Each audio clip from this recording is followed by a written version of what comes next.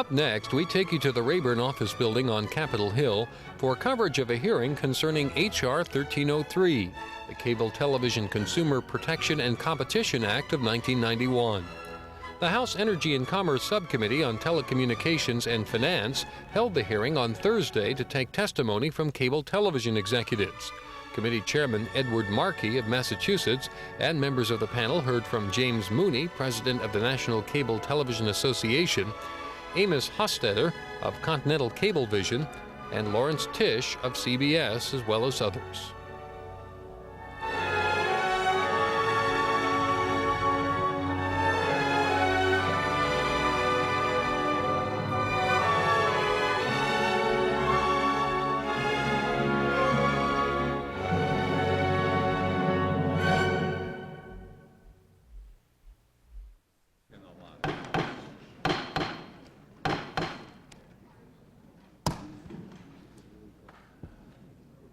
Good morning. Today, the subcommittee will conclude its series of hearings on H.R. 1303, the Cable Television Consumer Protection and Competition Act of 1991. The focus of today's hearing will be cable carriage issues and the economic and regulatory relationships between the cable and broadcasting industries. In its earliest days, cable played the passive role of conduit, providing a passageway for broadcasters to the home of cable subscribers. Today, however, the interaction between the two industries is far more complex and intertwined. Yet, there also are an increasing number of instances in which broadcast and cable entities have cooperated on a national and local basis to bring news, information, and entertainment to the American people. For example, alliances of broadcasters and cable companies have formed across the country to provide local and regional news. Similarly, CBS and NBC have forged alliances with cable companies in an effort to provide television coverage of the 1992 Winter and Summer Olympic Games, respectively. Such mutually beneficial arrangements between the cable and broadcasting industries undoubtedly will become increasingly common occurrences. Despite the cooperation between the industries on some issues, there are issues that deeply divide cable operators and broadcasters. Last year, the cable industry and broadcasters, working very closely with members of this subcommittee, reached a compromise concerning must-carry and channel positioning requirements that was included in the cable bill which passed the House last fall. Any legislative package emerging from the subcommittee this year certainly will contain must-carry and channel positioning protections for broadcasters. It is my understanding that channel shifting of broadcast stations continues to occur, including several instances that may violate the terms of the industry compromise reached last year. I find this behavior troubling, especially as it is occurring during the subcommittee's consideration of cable legislation. Without doubt, the long-term viability of the broadcasting industry requires the final resolution of must-carry and channel positioning issues. New issues have also arisen since last year's passage of the cable bill, spurred in large part by the retransmission consent amendment that Senator Inouye added to the Senate bill. The concept of retransmission consent will be a principal focus of the hearing this morning. At the heart of the debate on retransmission consent is concern about the future of free over-the-air broadcasting. Broadcasters assert that retransmission consent is necessary to ensure the preservation of our unique system of local broadcasting. They claim that it is increasingly difficult and soon may be impossible for them to compete as one revenue stream players in a two revenue stream world. On the other hand, the cable industry and some in the program production community contend that many questions concerning retransmission consent and its effects on the participants in the video marketplace remain unanswered. Chief among these questions is the extent to which retransmission consent might impact consumers' cable rates. It is my strong intention to ensure that any cable legislation will be pro-consumer and provide consumers genuine protection from unreasonable cable rates. American consumers are best off when they are free to have a choice in an unfettered marketplace. The cable industry has provided the American people with unprecedented diversity in programming options. At the same time, local broadcasters, including network affiliates, independent stations, and public broadcasters, historically have served and continue to serve a vital role in American life. As we look towards the 21st century, it is critical that we preserve the role of the principal providers of news, information, and entertainment during the 20th century. 30 to 40% of Americans may never have cable, either because they don't want it or they can't afford it.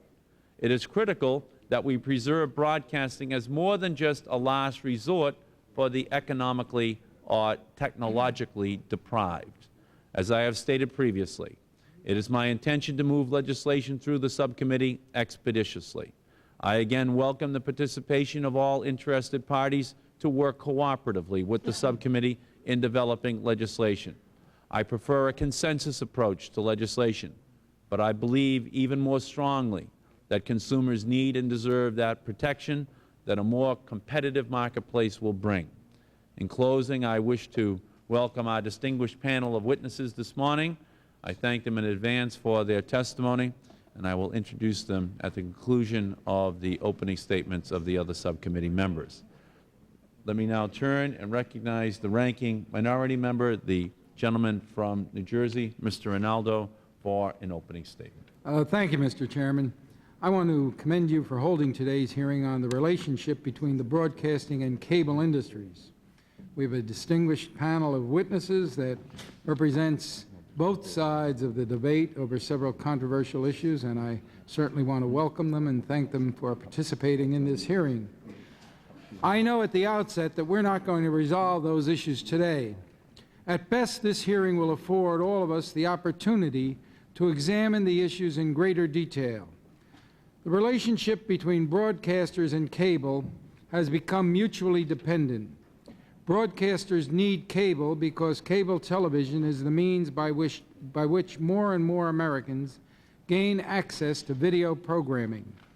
At the same time, cable needs broadcasting because broadcast television remains the most popular form of programming among cable subscribers. And given this state of mutual dependency, one would think the two industries would thrive together. Yet something of a love-hate relationship seems to have emerged. Broadcasters remain committed to some kind of must-carry obligation to ensure that local signals are carried by cable. However, the cable television industry insists that any must-carry obligations should not abridge operators' First Amendment rights. The issue of channel repositioning has proven to be equally contentious. Broadcasters complain that cable operators still regularly shift broadcast signals with little, if any, notice to the broadcaster and the viewing audience. The result has been, in the broadcaster's view, chaos and confusion for the cable subscriber. The cable industry challenges the view that broadcasters have been subject to unfair channel repositioning. Additionally, the cable industry asserts that the evidence does not indicate that viewership declines with channel shifting. Of all the controversial issues between broadcasters and cable, retransmission consent that the chairman mentioned is emerging as perhaps the most volatile. Broadcasters are maintaining that an additional source of revenue beyond advertising is necessary for the long-term viability of its industry, for its health, for its very life. The cable industry, on the other hand, argues that retransmission consent will lead to higher cable rates for consumers. As we heard the other day in an earlier cable hearing, satellite carriers also have special concerns about how retransmission consent would affect them.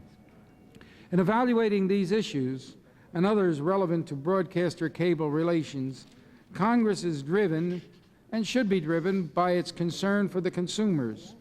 We must ensure that they have access to video programming at fair and reasonable rates. Otherwise, quite frankly, we are not doing our job.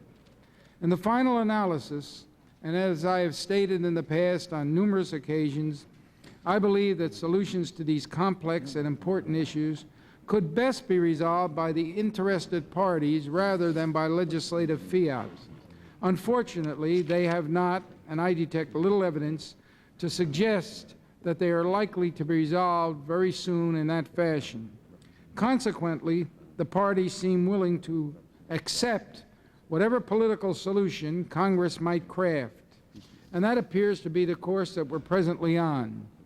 I look forward to today's testimony because I feel it will provide the members of this subcommittee with further guidance, with the ability to analyze these issues in greater depth, and perhaps with some reasons as to in what manner we should proceed in order to resolve these very important issues. Mr. Chairman, I yield back the balance of my time. Gentleman's time has expired. Chair recognizes the gentleman from New York, Mr. Scheuer. I thank the chairman. I'm delighted to be here this morning. I welcome my many friends on the panel. I'm not going to attempt to address the incredible rich variety of issues that our country faces, that this subcommittee faces, that you are going to address this morning. Suffice it to say that it's our challenge to work out an acceptable compromise between the interest of the broadcasters and the interest of the cable industry, always keeping in mind that our ultimate client and our ultimate concern must be with the consumer, must be with the customer, whom in effect we're all serving. So I look forward to hearing from all of you, and I thank the chairman for putting together this marvelous hearing. Thank you. Gentleman's time has expired.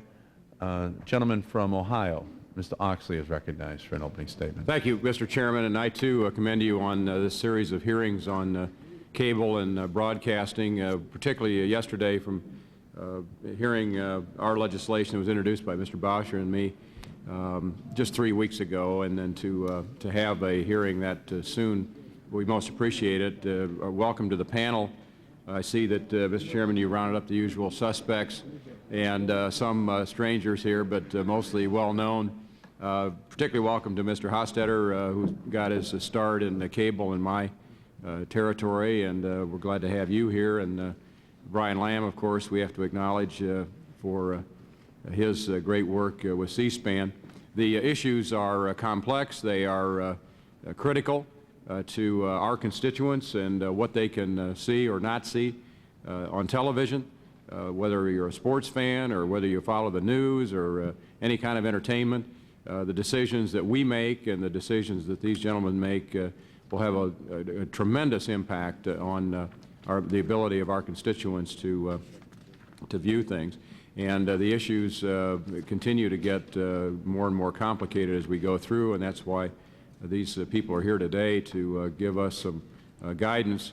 I'm sure we're going to have 100% agreement on all of the issues here from all of the panelists, and to that we'll have to sort out. But again, Mr. Chairman, thank you for your leadership on this very critical issue. Yield back the balance of my time. I thank the gentleman very much. Gentleman from Maryland, Mr. McMillan, is recognized for an opening statement. I don't have an opening statement, Mr. Chairman. Just want to likewise commend you for these hearings. It's always a hope that the parties can resolve them themselves without coming to Congress, but it is important that we have for the record the varied opinions. So thank you for these hearings. Thank you. Gentleman from Pennsylvania, Mr. Ritter, is recognized for an opening statement. Thanks, Mr. Chairman, and today I will be brief. I will make up to you for yesterday. You know, as I look out over this group at the table, I see where America's strength really lies. I mean, Japan is you know, kind of taking the cutting edge in the hardware, but when you look at the software, and you look at what cable has done to fulfill its promises, would you look at Brian Lamb and C-SPAN, America's town meeting of the air, would you look still at the health of the great American broadcast industry, which has a still phenomenal market share, and Eddie Fritz's people, and the others, Jim Hedlund and the independents. I mean, the problems that we face today are not symptoms of an illness. They are symptoms of an extraordinarily healthy, rambunctious, vital, growing market. And it just so happens that the players in this market are bumping into each other.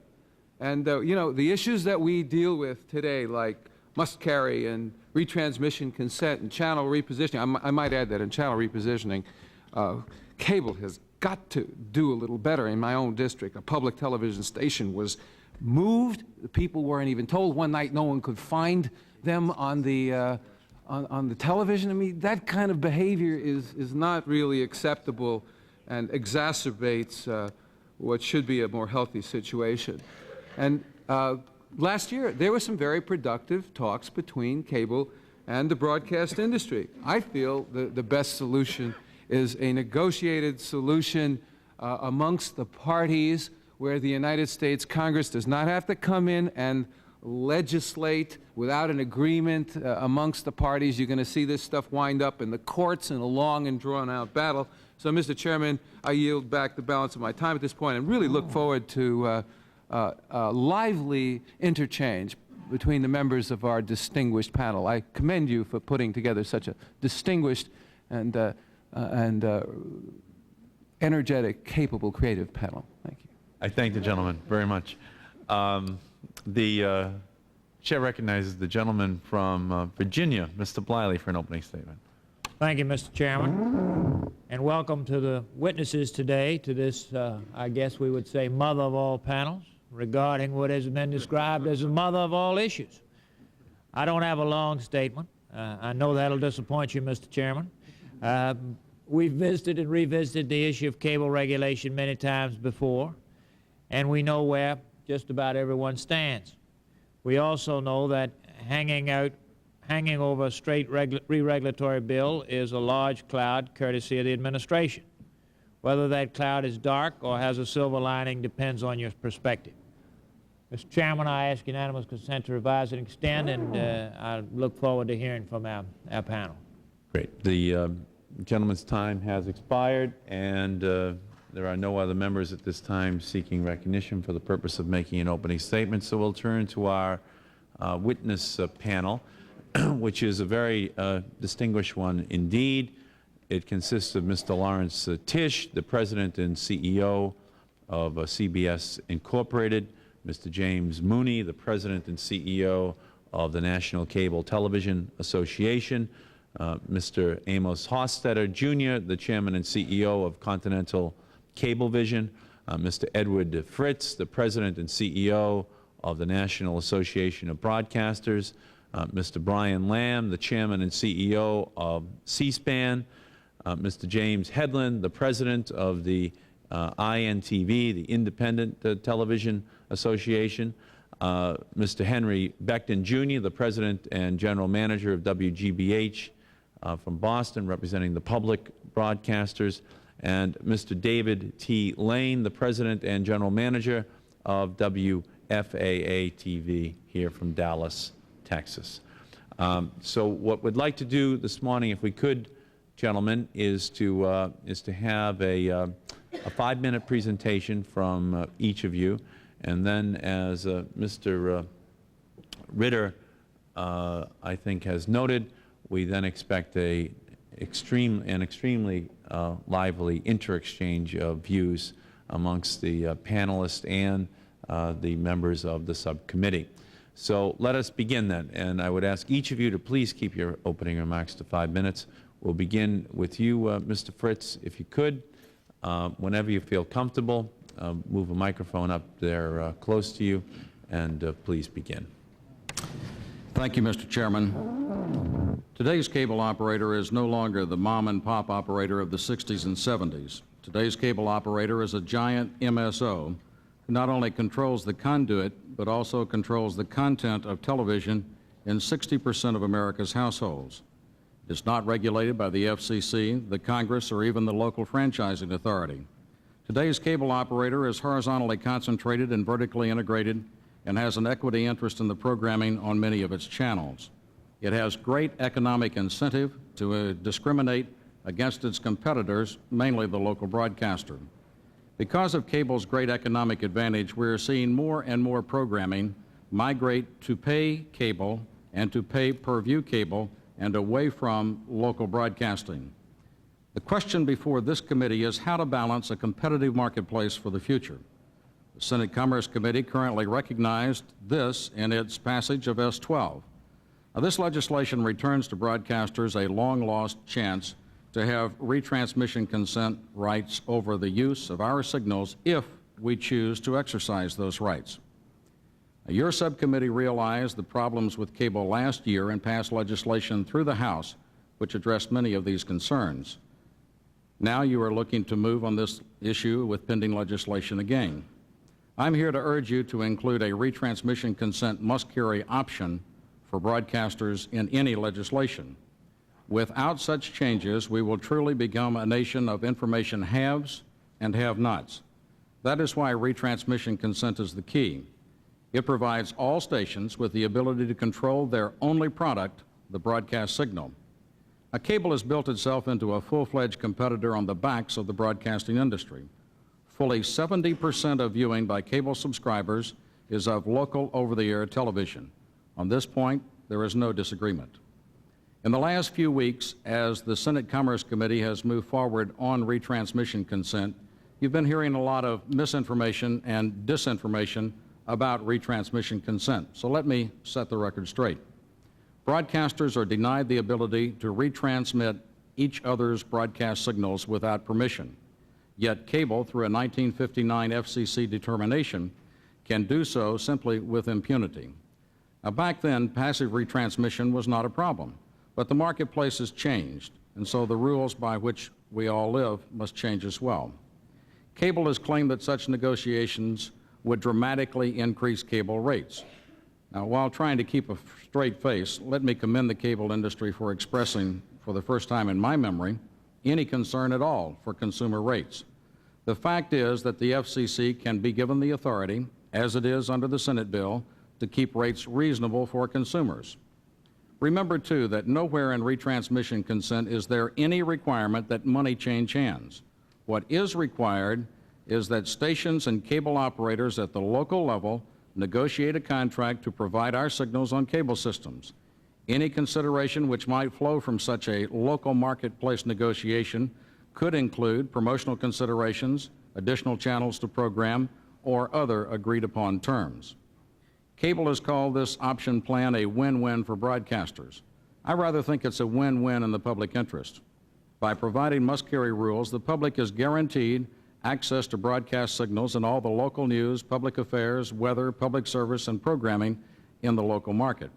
And by having retransmission consent, you give those broadcasters who choose it a chance to have a more equal economic footing with cable. Some have also raised concerns about the copyright implications of this new arrangement. But those concerns are a canard. Retransmission consent is wholly separate from the compulsory license and copyright. Giving broadcasters the right to control their signal does nothing to reduce the funds that program rights holders will receive from the compulsory license. We have already met with representatives of the Hollywood community to seek to resolve any other concerns they may have. In conclusion, I think we all recognize that the marketplace, frankly, has been turned on its head since the passage of the '84 Cable Act. If perfecting legislation is not enacted soon, the marketplace will be further skewed, and this committee, quite frankly, will be presiding over the demise of the economic viability of our great system of free over-the-air broadcasting.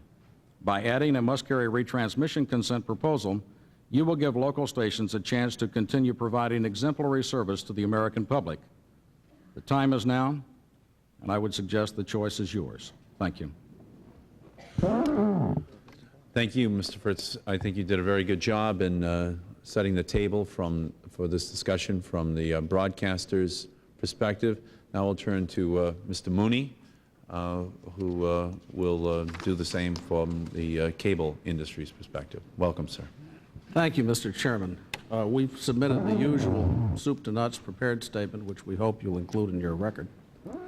All of the written statements of the witnesses without objection will be included in the record in their entirety. Thank you. Mr. Chairman, the broadcasting industry over the past 35 years has repeatedly urged the federal government to grant it preferred status vis-a-vis cable.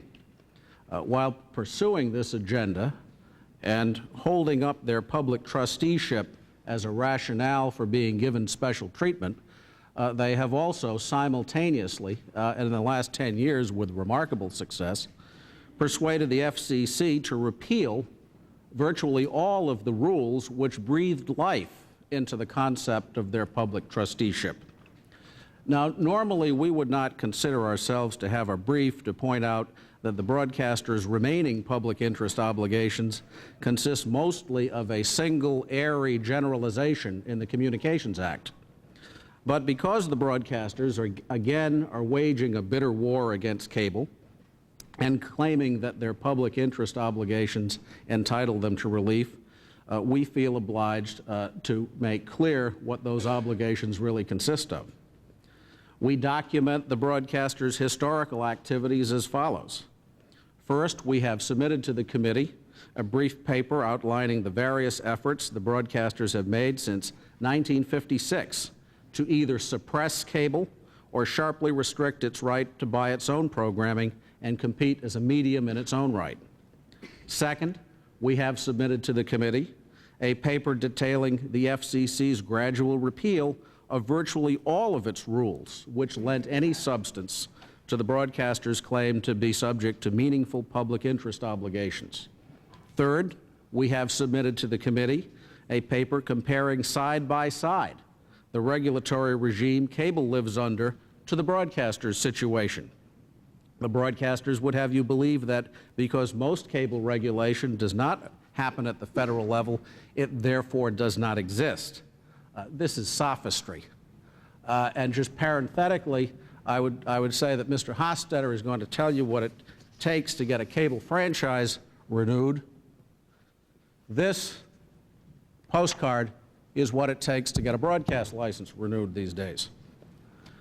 But what I really want to focus on is the newest angle the broadcasters have come up with in their long-running war on cable, the retransmission consent proposal, or as we prefer to call it, the free TV surcharge. This is mostly a CBS idea. The broadcasters, led by CBS, now are trying to impose a surcharge on the community antenna function of cable systems. If I live within the license area of Washington, D.C.'s Channel 9 and want to watch it using rabbit ears for reception, they're still going to let me have it for free. But if I want to subscribe to cable to improve reception of Channel 9 signal, they want to add a surcharge of 20% to my monthly cable bill. Now, I should note that recently, as the issue has been joined, and as Mr. Fritts said, the broadcasters have taken to denying that they want money. They say that their proposals might not, in fact, add anything to cable subscriber bills, but they might want even something other than money. Now, Mr. Fritts, when he got to this point, made reference to finding difficulty keeping a straight face, and I understand why. Because this not wanting money is very hard to believe.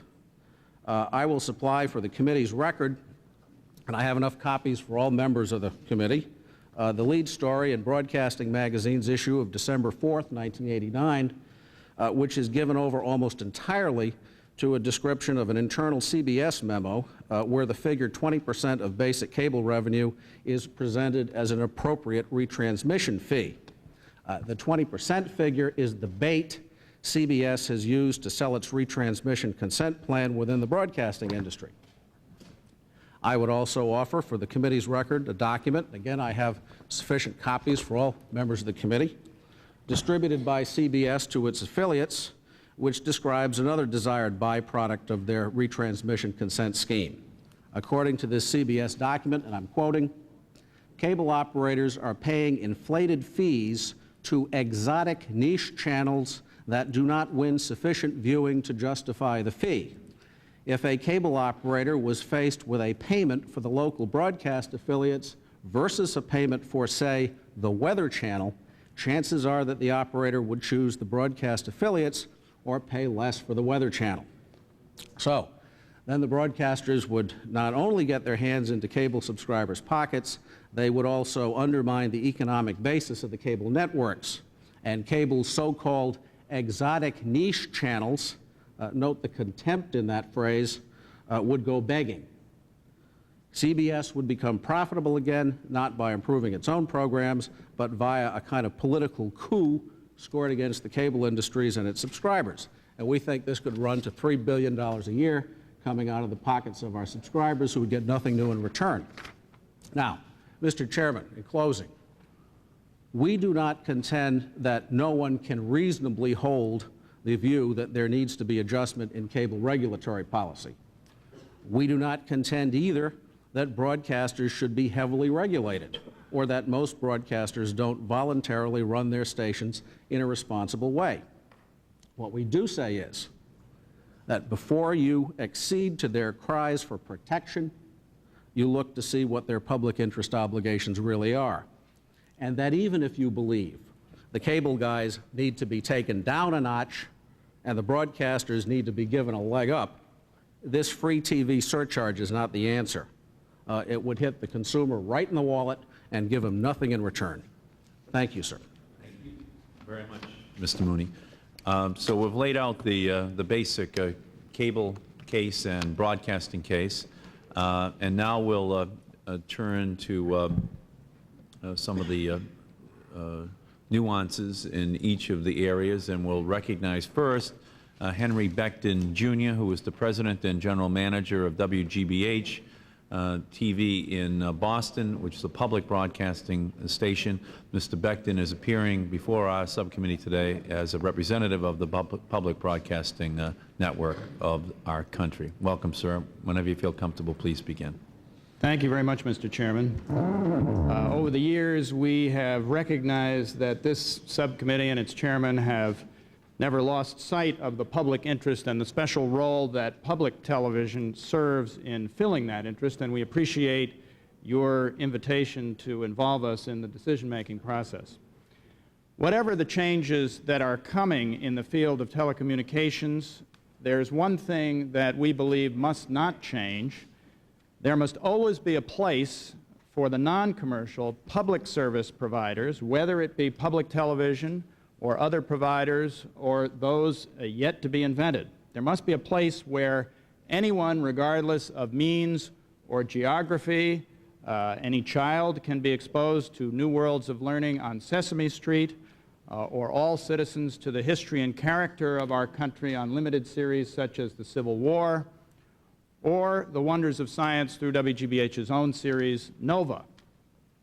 Now, the Public Broadcasting Act was founded in 1967 on the principle that all Americans must have access to the finest non-commercial educational programming that this nation can offer. And this historic principle should continue to guide us as policy is developed in the new technologies.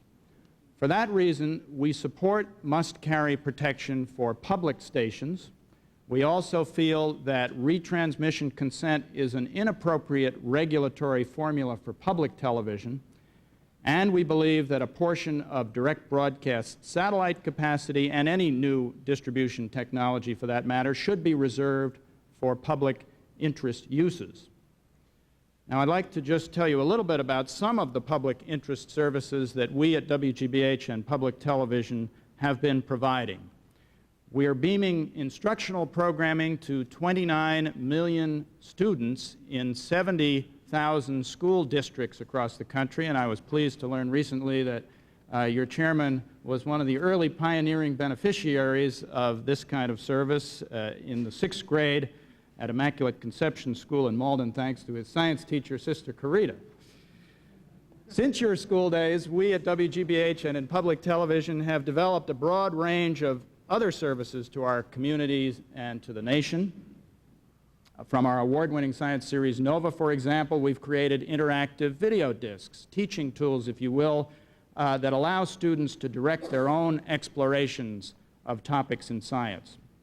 At the college level, our telecourses put a college degree in reach of many tens of thousands of Americans, people who would otherwise not have a chance at higher education, We produce many telecourses right now. We're just finishing up, for example, production of a Spanish language course called Destinos. Last year at WGBH, we launched the descriptive video service to reach the 12 million blind and visually impaired Americans who have had no meaningful access to television. And this year we celebrate 20 years of providing captioning for deaf and hearing impaired viewers. And we and many other public television stations are also using the SAP channel now to provide simultaneous Spanish language translations of the McNeil-Air NewsHour. I might add that we in public broadcasting provide these services, these and other services, with very limited resources. Just to give you a benchmark, in 1989, commercial broadcasting spent the same amount of money on the coverage of football and baseball, nothing against them, but the same amount of money on football and baseball as public television spent on its entire service, including the programming of 340 local stations around the country. Now, none of this activity means anything if the American people cannot receive our services, and we learned early on the importance of must-carry. At one point in the early 80s, there were about 100 public stations that were dropped by various cable services, and one of our stations was among them. Fortunately, today there appears to be no conflict between us and the cable industry on the subject of must-carry. On the issue of retransmission consent, we realize the attraction of that to some public stations, but it should not be left, in our view, to the individual stations to trade the principle of universal access for some other gain that might benefit only a few stations at the expense of some citizens who would be denied access to programs. Regarding future technologies, we applaud the support of this subcommittee in reserving a portion of the DBS channel capacity for public interest programming, and we believe that same principle should apply in the future to other new distribution technologies, for example, broadband fiber. So in conclusion, we look forward to working with you as other technologies emerge to ensure that all Americans have access to the highest quality educational programming this country has to offer. Thank you, Mr. Chairman. Thank you, Mr. Becton, very much. So that gives us the public broadcaster's perspective. Now we're going to receive a presentation from the independent broadcasters of our country. And they represent the network affiliates in the communities across the country, the Fox broadcasters. They represent some of the larger independents, WPIX, WGN, WSBK in Boston, the home of the Red Sox and the Bruins, for example, and some of the smaller independent television stations which have entered the marketplace in the 1980s. And today, representing them is Jim Hedlund, who is the president of their association. We welcome you back, Mr. Hedlund, whenever you feel comfortable. Mr. Chairman, thank you. You know, over the years, you and this subcommittee have given INTV numerous opportunities to come before you and present our case for redressing the growing imbalance that exists between the cable industry and the independent broadcasters. And my written testimony today both covers and expands on the arguments that we have been making. I suffice it to say that the relative position that our stations enjoys continues to erode as cable goes unchecked and unchallenged. But rather than take my few minutes this morning to reiterate and repeat the arguments we have made many times before, I think I could advance the ball a little more effectively if I focused on a couple of recommendations we have for changes in H.R. 1303 that we think would make a good bill even better. First among those recommendations is that the committee consider taking the must-carry and channel positioning provisions of the bill and change those to reflect the provisions for must-carry and channel positioning as they exist in the Senate counterpart bill S-12. As currently drafted, H.R. 1303 would require some broadcast stations to meet a minimum viewing test in order to even be eligible for must-carry, while at the same time exempting many other stations from meeting that test. Now, I happen to believe this is unfair to the independent stations, all of whom would be subject to meeting this viewing test. Now, this dichotomous treatment among stations is the result of an amendment Mr. Richardson offered to the House cable bill last year, intended to meet the concerns that had been expressed by foreign language stations, minority-owned stations, and some other specialty stations. And I must say that that concern, I think, was widely shared on the subcommittee because, as I recall, Mr. Richardson's amendment was adopted unanimously. But we believe that the concern that Mr. Richardson had for these stations, the concern those stations had about being able to gain carriage on cable systems, would be better met by adopting the language in S12, which does not have a viewing standard. And I believe that the stations for which Mr. Richardson and this subcommittee is concerned could be more assured of carriage under the Senate provisions, which also increase just slightly the maximum percentage of channels a cable operator would have to make available for local stations. And we, in addition, would urge the subcommittee to consider expanding or extending must-carry to reflect the economic realities of the marketplace, so that all cable systems within a television's market area would be required to carry the local stations, not confining must-carry to an arbitrary 50-mile radius, which may be far smaller than the station's actual market area is.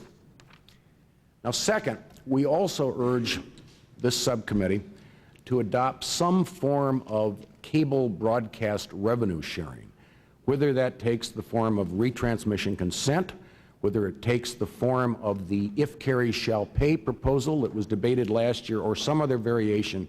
We believe it is essential for universal broadcast television to survive into the future. We certainly, as I've been saying, need access to the viewers that channel positioning and must-carry provides. But we also need to be able to compete with the cable program services in the pursuit of the popular programming that will attract viewers to our services. And with cable program services enjoying a dual revenue stream, while broadcasters currently are restricted to a single source of revenue, the sale of advertising, more and more of the most popular events and programs are being siphoned off of broadcast television. Third, we recommend that the basic tier of cable service, as defined in H.R. 1303, not be restricted solely to the so-called must-carry stations. If a cable operator and a franchising authority want to include additional services on this basic tier, presumably making that tier more attractive to viewers, we do not believe they should be prevented from doing so. Moreover, to understand this a little bit, the committee, I think, has unintentionally exempted hundreds and maybe thousands of cable systems from rate regulation because of this provision. There are many, many cable systems outside the 50-mile must-carry range as is now written. As a result, if it has no must-carry stations, there is no basic tier that would be rate regulated. And just as a guess, I would suspect that the consumers served by many such systems are even more dependent on cable for television reception than urban subscribers, and therefore even more susceptible to rate gouging than their urban counterparts. Now, Mr. Chairman, needless to say, I would be happy to expand on any of these recommendations or anything else in my testimony at the appropriate time, but as I conclude, I would like to make it very clear to this committee that what the broadcasters, and I think I can speak for all of my colleagues at this table, what we are seeking is not frivolous. It is a matter of life or death, certainly for the independent stations that I represent. And you know, it's fine for the White House, for the administration to sit there and say, oh, we want competition, not regulation. I mean, that's easy to say. But face it, cable does not have competition, even though most of the jurisdictions across this country have never prohibited a second or third cable operator from coming into the market and competing with the incumbent, but they have not come. And frankly, it's fine to sit and talk about telco entry as being the solution, as providing this competition that is much needed. But this is a maybe solution that is 10 or 20 years away. It is absolutely, positively no help to the broadcasters today, tomorrow, or even 5 years from now. The threat to universal broadcast television is immediate and the need for action urgent. Thank you, Mr. Chairman. Thank you, Mr. Hedlund, very much. Now we'll swing back over to the cable side again, and our next witness, Mr. Brian Lamb, is the founder, president, and CEO of C-SPAN 1 and 2. And I think it is fair to say that he is one of the visionaries, not only in the cable industry, but in the telecommunications industry in our country and the world over the last 10 years. And in many ways, he has brought Congress and the federal government into the living rooms of our country in a way that is unprecedented. And I might also say he is probably responsible for more haircuts and blue shirts being worn in the Congress and by journalists than any other American in the 1980s. And we welcome you today, Brian, and whenever you feel comfortable, please begin. Thank you, Mr. Chairman and members of the committee. As you all know, we don't get into these situations very often. I like to stay out of the legislative process and be the conduit more than the participant. So it's a little bit difficult sitting here and knowing where to go with the thoughts I have on this one subject. I'll leave the details up to Mr. Mooney, Mr. Hofstadter on the bill. I'm very concerned about the must-carry provisions of your legislation and that's going to the Senate. And I guess simply stated that if the must-carry provisions are passed, you will make C-SPAN a second-class citizen. And we will be hurt by it. And we were hurt by it when must-carry was a part of the law before '85. And I know there are a lot of things about C-SPAN that are unusual. Among them, we are a private company. We don't get a dime from the federal government or any state government. We were created by an industry, although nonprofit. We get our monies entirely from the industry through a fee schedule.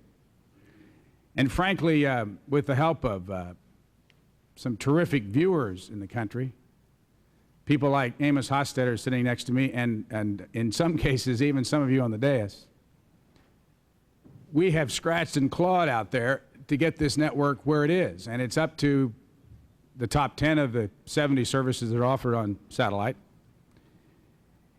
And it's hard for me to understand in a country like this that believes so strongly in freedom and the First Amendment why we should be considered any different than any other service that comes into a community. I was born and raised in a small town in Indiana. About 45,000 people live in Lafayette, Indiana. And I can still remember when I was 11 years old when television came to that city. There was one channel out of Indianapolis, Channel 6, WFBM. I can still remember Gilbert Forbes, who was the anchorman, 6 o'clock news, black and white. He had a little bit less hair than I've got. He was not a glamour individual. He just gave the news. But if you went back to my hometown today, you would find 45 channels available in my home there. 2 of them belong to C-SPAN. Times Mirror Dimension Cable owns a system there. And it's been over the years, I mean, it's just a personal experience for me. It's been a back and forth and working very hard with the operator there and the people in the community to get both of those channels on there. We also have both of our audio services on there. And I keep thinking about, as a kid, I had virtually nothing in the way of information, except for the local newspaper, which was important and did a good job. But today, thanks to satellites, you can go back into that community and find USA Today and the New York Times and the Wall Street Journal at the city newsstand down on Main Street. You can be in touch in Lafayette, Indiana, or Bethlehem, Pennsylvania, or New York City, or a small community in Maryland just as easily as you can here in Washington. So my only message really is, why must carry? Why should, and I don't want to make a disparaging remark about anybody else's service because they're all in the business of making money. We just happen to be in a different kind of a business. But why should you give special treatment to somebody who came along after us, who doesn't do any news and public affairs, who is solely in the business to make money, where we have a service that, by the way, last year 43 different foreign visitors came to our little facility over on Capitol Hill, 43 different countries, and the first thing that amazes them is when we tell them that this is a private company.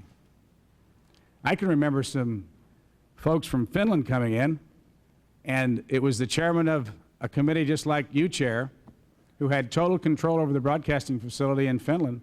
He flat couldn't believe that he was in a facility that was a private company that carried all of this incredible discussion and debate to all the people of the United States. So in closing, I'd just like to ask you to look back at that provision and realize, and we don't want any favors, no special favors for C-SPAN, no special clauses in the bill. We've never asked for a favor. We don't want it now. We just want to be treated equally with everybody else. Thanks for having me. Thank you very much, Mr. Lamb. Our next witness, Mr. David Lane, is the President and General Manager of WFAA, which is an ABC affiliate in Dallas, Texas. He's an active member of the National Association of Broadcasters, and he's here to give us a local affiliate's view of the legislative and regulatory impact upon his ability to do business and to serve his community. Welcome, Mr. Lane. Thank you, Mr. Chairman. My name is David Lane, President and General Manager of WFAA Television in Dallas, Texas, for the past 17 years. Our station is owned by the A.H. Belo Corporation, which also owns television stations in Sacramento, Tulsa, Houston, and Hampton, Norfolk, Virginia. I will address the need for retransmission consent in the Dallas-Fort Worth market. When I first entered the television business, just withhold for 1 second while the clerk changes the tape in her recording device. you're a left winger.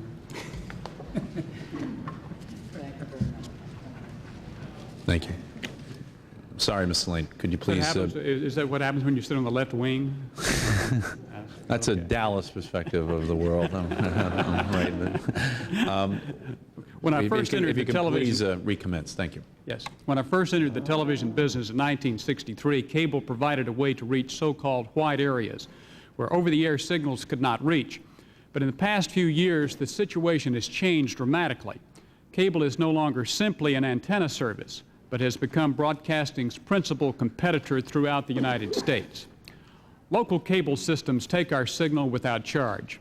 They've built a huge economic base to compete with us for advertising, which is our only stream of revenue. They also compete for sports and entertainment programming. To do this, they use the revenue generated from selling our signals to the consumer. In my market, the results have been serious. Of 12 over-the-air commercial stations, I would estimate that only 4 of those are profitable. If that situation has not changed, I predict consolidation and an overall loss in local programming.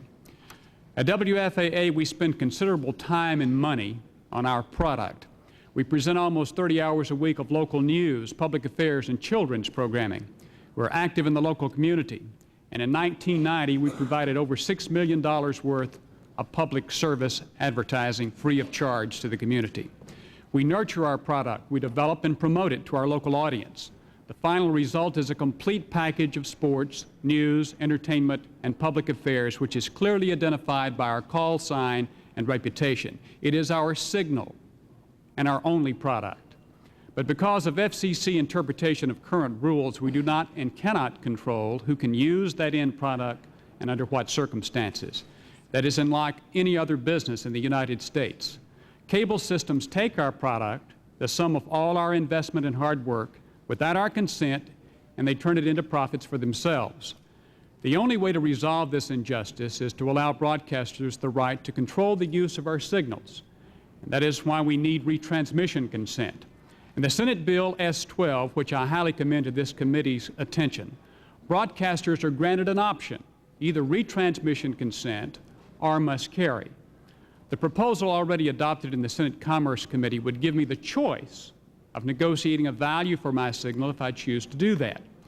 I know that if this law passes, 2 things will happen. First, I probably will get my telephone calls returned from the local TCI cable operator. And second, I will be able to negotiate for the first time with a local cable system. I don't know how many stations will choose retransmission consent. For example, in my market of Dallas-Fort Worth, I would be surprised if more than 4 of those 12 stations would opt for retransmission consent. I do know that an agreement can be reached in many ways other than strictly a cash transaction. I also know that cable systems are already paying for cable-only programming services on a per-subscriber basis. One idea I would like to pursue is to provide additional local programming, perhaps on another local cable channel. So far, I've been rebuffed in my efforts to discuss that possibility with the local cable system. But retransmission consent may be the only way to open that door for WFAA and the viewers of Dallas-Fort Worth. I believe the need for traditional must-carry as an option for broadcasters is also essential. If stations cannot reach our intended audience, then we cannot serve that audience. Must-carry and channel positioning rules would give stations some sense that we can invest in programming, knowing that we will be able to reach our audience. Mr. Chairman, the situation we face in Texas is no different than every other TV market in the nation.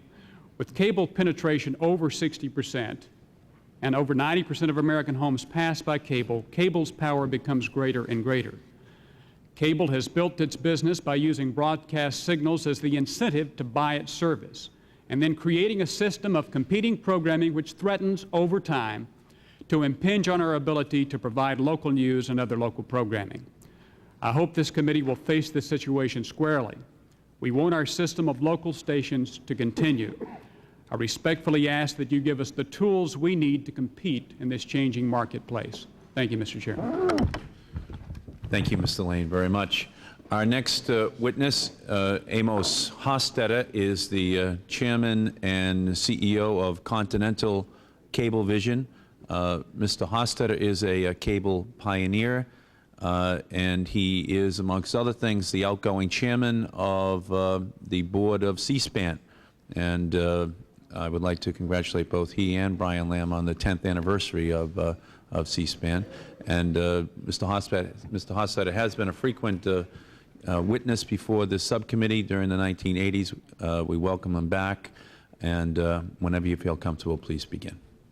Mr. Chairman, thank you for the opportunity to appear here, members of the committee.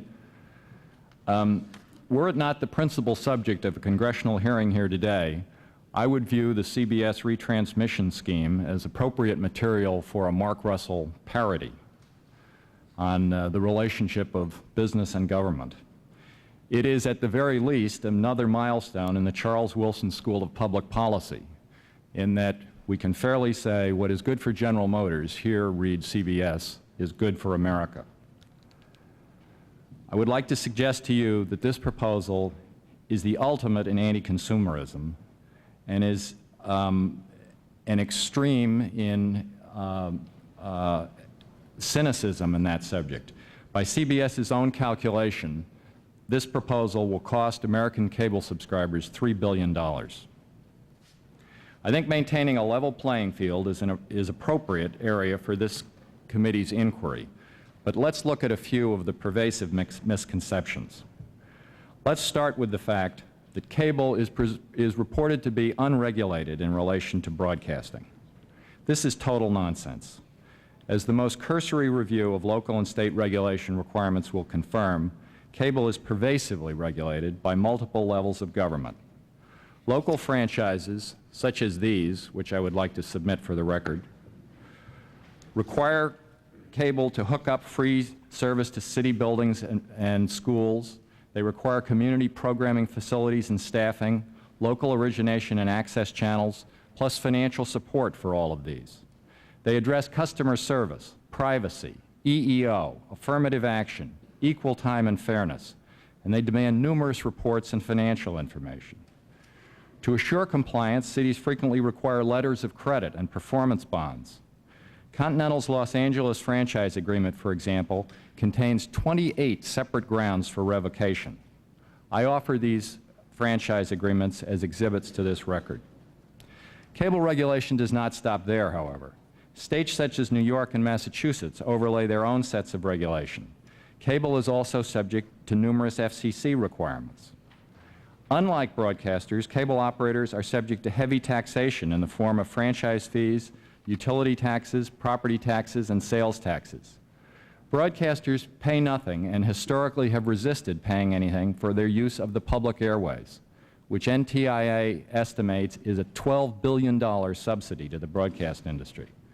Cable operators, on the other hand, pay 5% of their gross revenue to municipalities for the right to string their distribution system. Last year, these fees amounted to $750 million. A comparative tax on broadcast use of public airways could have produced $1.5 billion last year towards the federal deficit. Let me deal with a second misconception, the idea of localism. In the Boston area, Continental's 38 community studios produce 530 hours per week of unduplicated local programming. Together, the 4 Boston independent television stations produce less than 12 hours a week of local news and public affairs. In contrast, local cable covers municipal elections, city council and school board meetings, high school sports, parades, festivals, music, art, and community issues.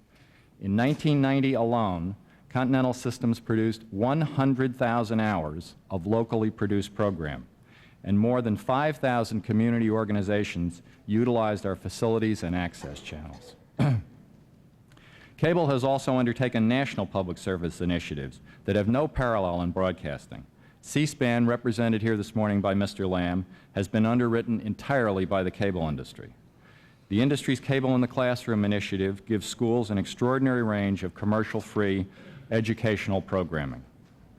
When it comes to cable broadcasting relations, despite what you may hear from Mr. Fritts and Mr. Tisch here today, most cable systems and their local broadcasters enjoy good local relations. And believe it or not, retransmission consent is not a front-burner issue outside the Beltway.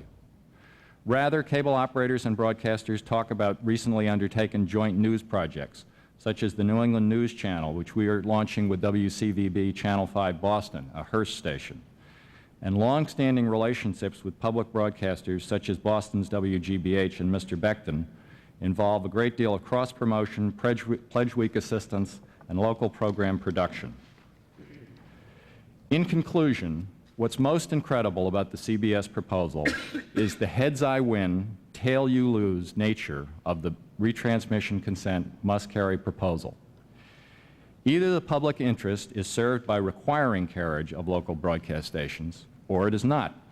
If the public interest is served by mandatory carriage of local broadcast stations, then it's contradictory to be here asking Congress to require cable operators to pay for providing broadcasters with clearer pictures, increased audience, and increased advertising revenues. I would point out to you that in addition to the $12 billion subsidy for the public airways, a must-carry requirement imposes a roughly $5 billion subsidy on the cable industry, who must commit that much in the value of their plant committed to transmitting the signal of the 3 major networks. If, on the other hand, the public interest does not require cable carriage of local broadcast signals, then I would agree with the broadcasters that broadcasters, copyright owners, and cable operators should be free to bargain for the value of the benefits they confer one upon the other. In such a free market environment, cable operators would be free to choose which broadcast stations they wanted to carry and would have the right to substitute their own advertising where appropriate. CBS's demand for both retransmission consent and must-carry on its own terms simply smacks of greed. I would urge your rejection of this proposal. Thank you, Mr. Hofstadter, very much. And I would like to just note for the record, with Mr. Dingell looking down upon us, that this is one committee and one room where it is believed that what is good for General Motors is good for America. And I just don't want that statement by you to go uncommented upon for the purposes of this committee. And with that noted, I would like to now recognize the chairman and CEO of CBS, Mr. Lawrence Tisch, who is one of our most distinguished Americans. He is someone who has a unique perspective to deliver to us, since he is a broadcast-only network media company, and that is becoming increasingly rare in today's telecommunications world. and most importantly for us this morning, his blunt, no-nonsense approach to these issues, I think, is going to be very helpful to us in crystallizing these issues for us this morning. We look forward to your testimony, Mr. Tisch. You've been a frequent visitor before us. Whenever you feel comfortable, please begin. Thank you very much, Mr. Chairman. I am pleased to appear before this committee on a subject of vital importance to the future of over-the-air broadcasting. I speak to you today not just on behalf of the CBS television network, but also for our Affiliates Association, representing more than 200 broadcasting stations across the nation.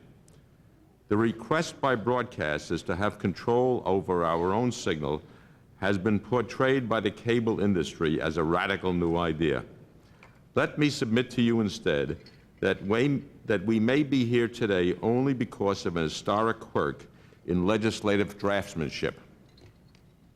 64 years ago, when the first Radio Act was enacted by the Congress, Senator Clarence Still sought to protect the broadcaster's signal by including in the bill a provision requiring a station's consent before its signal could be rebroadcast by another broadcasting station. That language was picked up verbatim in the Communications Act of 1934. No one then envisioned today's cable technology or other forms of non-broadcast retransmission. Had Senator Dill used the broader word person rather than the technologically narrow term broadcasting station, the protection afforded to broadcasters would have been absolute, as the Senator's remarks indicate he had intended. In that case, the tables would now be turned. Then the cable industry would be appearing before this subcommittee seeking a unique exemption from the retransmission consent requirement. Cable would then be asking the Congress to make it the only business in America authorized to take a competitor's product without permission or compensation and to resell that product at a profit to consumers. Now that would be a truly radical idea. Yet current law does just that by allowing cable systems to get their major product, broadcast programming, for free. Even with all the intriguing forms of cable programming now offered, cable subscribers still choose over-the-air stations for more than 2/3 of their television viewing. But this clear preference by cable viewers for broadcast television is not reflected in the economics of the business. Subscribers pay some $15 billion in fees to cable systems, which in turn make payments to cable programming networks. These subscriber payments give cable networks a dual revenue stream compared to the single source that broadcasters have in advertising revenue. Because of this dual revenue stream, cable networks have far more powerful economic leverage than over-the-air stations and networks. For example, the USA Network has approximately 1/8 the revenue of CBS and 1/9 the audience of CBS, yet its cash flow is well over $100 million greater than CBS's. Do these cable services provide inherently better or more valuable programming? The evidence is clearly to the contrary. In a recent Roper survey of 1,200 cable subscribers, 43% said they would definitely cancel their service if the broadcast networks were dropped from their cable system. Another 23% would consider canceling, and over 80% of all cable subscribers thought the cost of their cable subscription should be reduced by almost half if the broadcast networks weren't included. Can cable subscribers clearly attribute a substantial portion of their current monthly subscriber fees to the broadcasting networks and our local affiliates? There is no need for the cable industry to threaten consumers with talk of further rate increases. That is just a scare tactic. The evidence is abundantly clear that cable is already collecting this money from its subscribers. What happens to this money, which is attributable to cable's carriage of our signals? Cable now has this money available to compete against us in bidding for programming. These funds only fuel the migration of more and more programming to cable from over-the-air television. In this way, current law forces broadcasters to subsidize our direct competitors. If this subsidy is allowed to continue through this decade, it will inevitably result in further strengthening of paid television service and the corresponding weakening of free TV. Ultimately, some cable viewers will be paying handsome fees just to see the very same programs that are now available free to every American home. Yes, there may be a multiple of choices for 60% of America whose neighborhoods and towns are wired for cable and who can afford it. But what about the other 40% of our citizens? They live disproportionately in rural areas and central cities. They are disproportionately minority and less affluent. They will not be part of a world of 150 expensive channels costing hundreds of dollars a month. For them, the over-the-air broadcast system is likely to remain their primary source of news, sports, and entertainment programming. What would happen if their television becomes a second-class information and entertainment service? Would that not further condemn these Americans and their children to second-class status themselves? Universal free television has been a unifying force in times of sorrow and triumph. It has united Americans across boundaries of region, race, and economics. The new television, the television of fragmented paid services, may divide Americans between haves and have-nots, with millions of families excluded from the best, most popular, and most valuable programming in America. Retransmission consent would be pro-competitive and pro-consumer. It would help preserve the ability of free television to compete aggressively against paid television services, thereby ensuring that all consumers continue to have a meaningful choice. That is the overriding question before the Congress, whether all the American people will continue to have the choice of quality free television, or whether choice in television will become yet another privilege of the more affluent among us. Thank you. Thank you, Mr. Tisch, very much. And that completes the opening statements by our witnesses. And now we'll turn to questions from the subcommittee members. As you can see, we have a very large attendance of subcommittee members this morning, befitting the importance of the subject. So we'll try to move in a way that allows each member an opportunity to question the witnesses. I'll begin by asking you, Mr. Tisch, this question, just so we can lay out what the formula might look like for dealing with some retransmission consent revenues flowing to broadcasters across the country, so we can get some sense of how you feel it should be set. As you know, this committee is receiving untold numbers of complaints from consumers, from other congressmen with regard to how high cable rates are rising in our country. And we intend on doing something about that this year.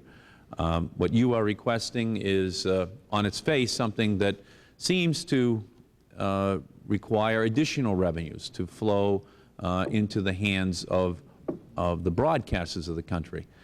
How do we establish an equation in which we allow for the broadcasters to be compensated as you believe is appropriate, and at the same time there be a proper tight control over these exorbitant rate increases that many in the cable industry are extracting from consumers across the country, without them, as Mr. Mooney did in his opening statement, laying the blame at the feet of the broadcasters?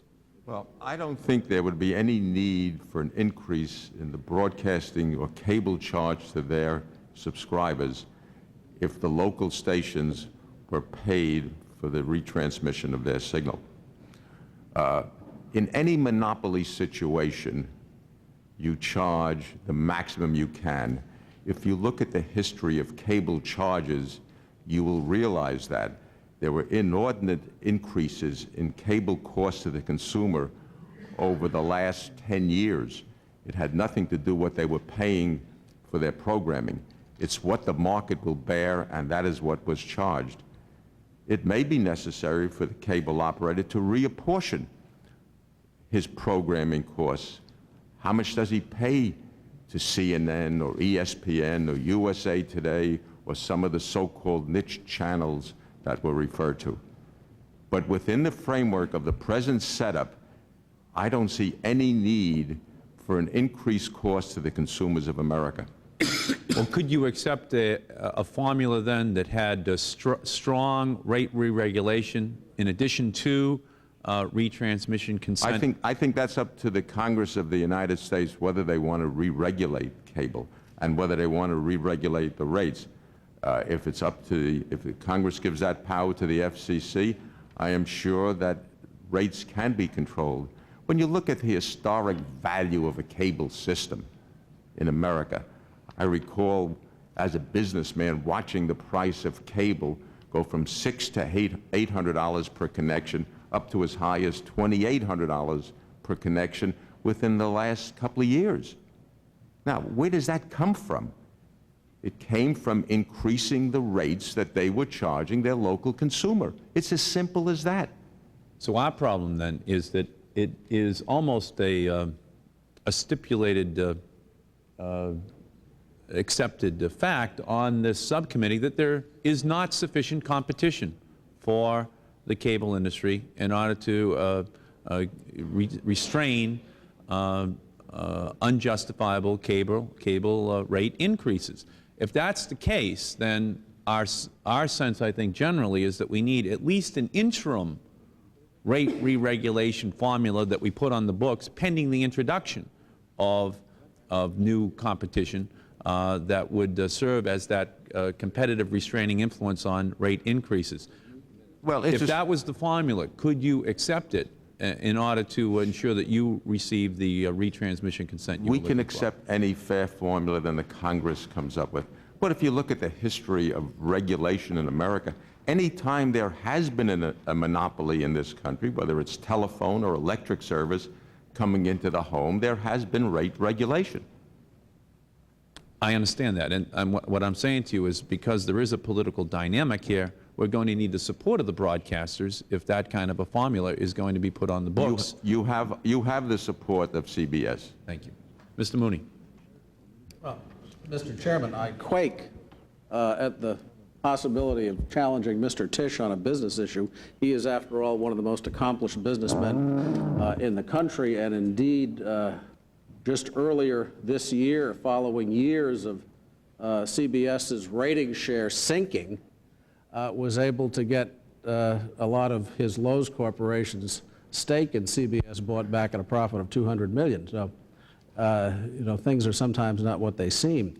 But if I may continue uninterrupted, however, but Mr. Tisch, as a businessman, does know what the margins are in these businesses, and for him to suggest that anybody, any business in this country could take a hit of the magnitude being posited here and still not increase its retail pricing, I think is really an affront to the intelligence of the Congress.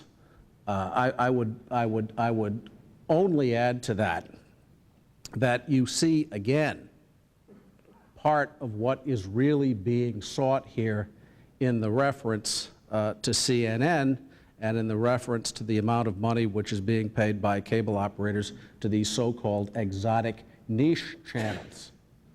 I think it is a well-known fact that the CBS Evening News has been at the bottom of the heap among the three nets for some time now, and you know, perhaps it is desired that if something can be done to reduce CNN's viewing share, perhaps some of that could be regained to aid CBS in its condition. Please don't lose sight of that aspect of this issue, which has to do with lifeblood going into the cable programming networks. Mr. Chairman, could I give you an example of how retransmission might work at a local television station? In Dallas, we recently negotiated with over 30 radio stations that carry our early evening news from 6 to 6:30 p.m. They carry the audio portion of that news. What we get from these radio stations are advertising spots that we can use throughout the day to either advertise our shows or other products. So, in fact, those negotiations at local stations may already be taking place with other media. We would just like to be able to sit at the same table with cable operators and negotiate something that would be fair. Well, let me go to Mr. Fritts then, because I just want to lay out the arguments of both sides in this opening round, and then we can go to the other members. And I'd also like to stipulate here, because we can get into a big debate over how well ABC, NBC, or CBS have relatively been managed amongst themselves. But let's not forget that the primary drain upon their revenues in the 1980s has been the cable explosion and the introduction of more independent television stations into the marketplace. And as they've declined from 90% down to 60% share of the market, in the 80s, there has been a commensurate reduction in their revenues, but that was part of a public policy decisions which were made, and any characterization of how any of the three networks have been run has to also factor in that the major new component in the equation was cable deregulation and the introduction of these new television stations. All right, so let's not allow this thing to degenerate into something that's other than a reflection of the facts as public policy makers established them back in the early 80s. Mr. Fritts, very quickly, does retransmission consent in any way implicate the compulsory license? No, it doesn't. We've done a great deal of research on this. The compulsory license would not be affected. It would not be changed and would continue to be in place as it is in place today. Would program producers, Hollywood, in any way share in any of the revenues that would be derived from a retransmission consent provision? We would not anticipate that Hollywood would lose any money from the compulsory license. That fund would continue to operate exactly as it does. We haven't contemplated any discussions with Hollywood with respect to a retransmission consent at this point. Okay, thank you. My time has expired. Recognize the gentleman from New Jersey, Mr. Rinaldo. Thank you, Mr. Chairman. Since we have a limited amount of time, I'd appreciate it if the witnesses would keep their responses to a few questions I have as brief and succinct and to the point as possible. As I understand it, and as is obvious from what's taken place here this morning already, the central argument behind must-carry is that policymakers ought to ensure that free over-the-air broadcasting survives. You're talking to us in that respect. However, the broadcast industry really endorses an option between retransmission consent and must-carry, under which cable operators would be required to make some form of compensation to broadcasters for the retransmission of local broadcast signals. Now, some concern has been raised that this will drive up cable operators' costs, and these costs would ultimately fall on the cable subscribers, and therefore it would be harmful to consumers. My question, is this a legitimate concern? And I'd like Mr. Fritts and Mr. Mooney to each respond to that question. Who would like to go first? I'll take a stab at it, Congressman Rinaldo. You know, I sat here and I listened to Mr. Hostetler, who I have great respect for, and I know is a marvelous businessman and has done a terrific job with Continental Cable, and my good friend Jim Mooney, who I also have respect for, talk about any fee that might be assessed as a result of retransmission consent would be a cost to the consumer, as if they, as business people, automatically flow through any additional cost directly to the consumer. The claims that it'll raise rates, I think, are quite frankly further arrogance and insensitivity that cable has exhibited toward the consumer. We don't think the calculation will raise rates, number one, and number two, we do recognize that members of this body may have some reservations about rate regulation.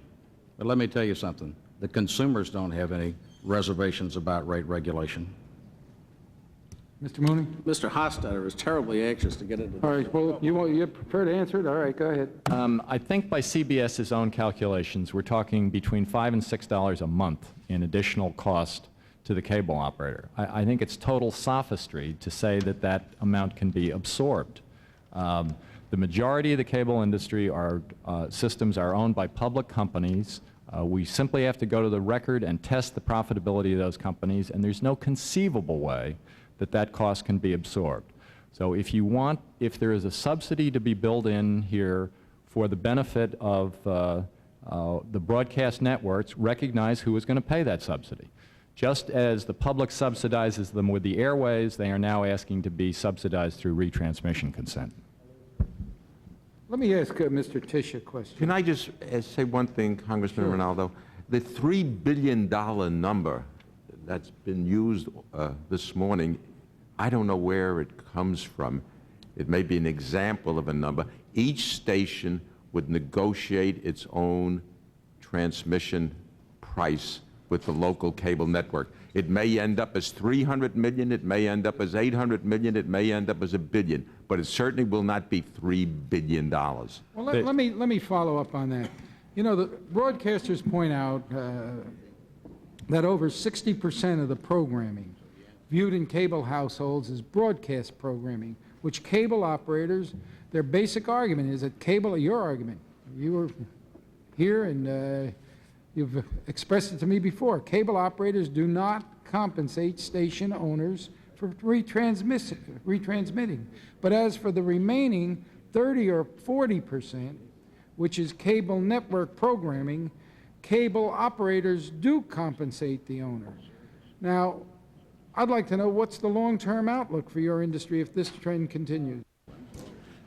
The long-term outlook for free over-the-air broadcasting, I think, would be quite bleak if the playing field isn't leveled, because you have a migration of money to cable programmers, money coming really at the expense of free over-the-air broadcasting.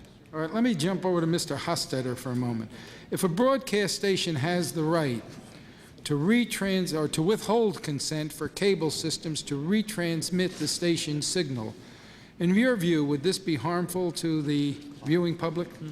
I think the Congress can legitimately choose between the historic policy of must-carry, which has been the policy related to cable for 30 years, and a scheme of retransmission consent. But they can't conjunct them. I mean, you can't put a cable operator in a position where they have an obligation to carry a signal and then must negotiate for the value of it.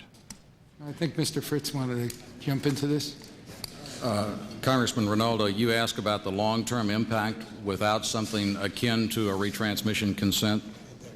Quoting from today's Communications Daily, a report to be issued by the FCC later today, one part of that says, regulatory challenges facing the FCC and Congress in the next decade are to develop an equitable and efficient regulatory framework for all video service providers and to provide TV stations with the flexibility to compete more effectively with multi-channel rivals that benefit from a dual revenue stream of both advertising and subscriber fees. Broadcasters should not be hindered excessively from diversifying.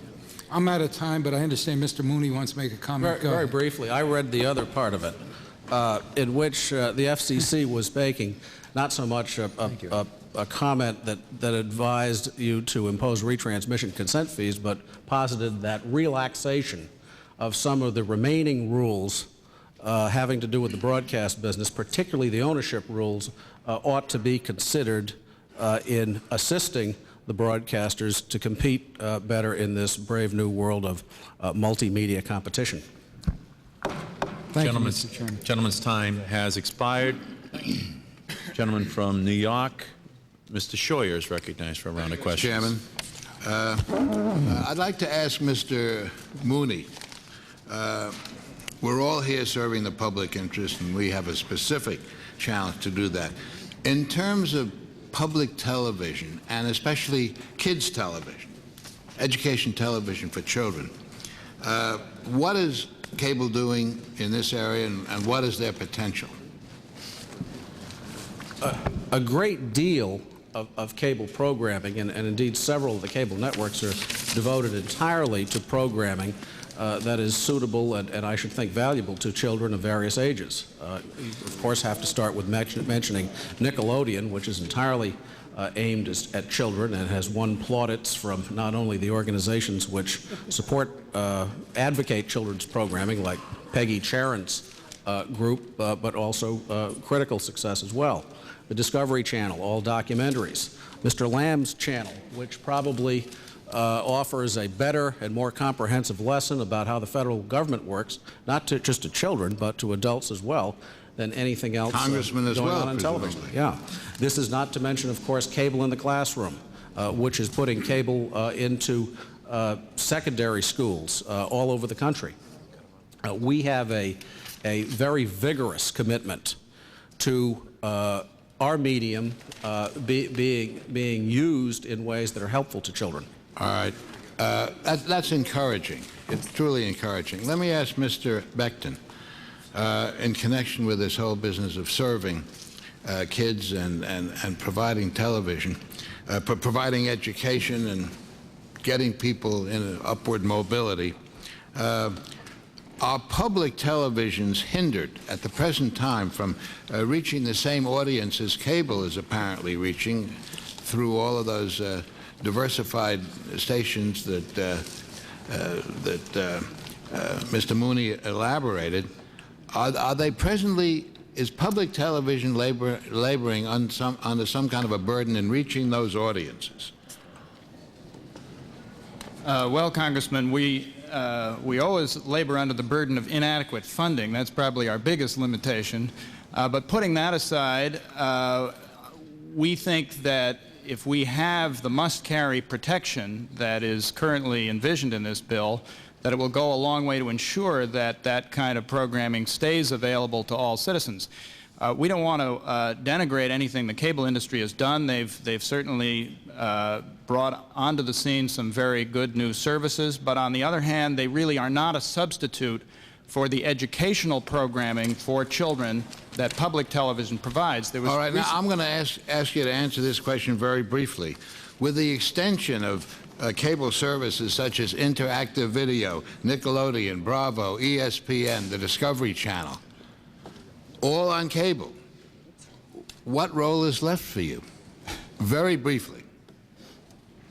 What role is left for education television? I have a very long answer to that question. I want your short answer, because I have a briefly, question for Mr. Tisch and Mr. Moody. These programs do not substitute for our educational programs. There was recently a survey done in schools, in fact commissioned by a cable network, which demonstrated that teachers far and away prefer public television programs. 55% use public television in the classroom, and the nearest cable service was 12%.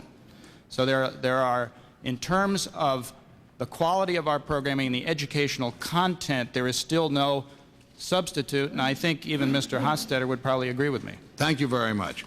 I'd like to ask now a question of Mr. Moody and Mr. Tisch.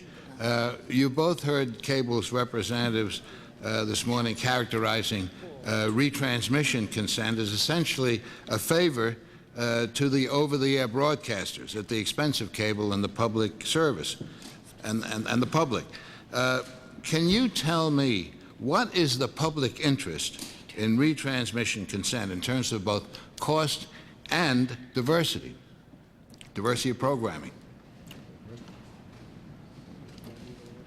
I think retransmission consent is negative to the public interest. I think it makes people pay a fee for the privilege of employing a community antenna system to receive a signal the broadcaster's license says they're entitled to get for free. Very important to understand we're not talking about distant signals here.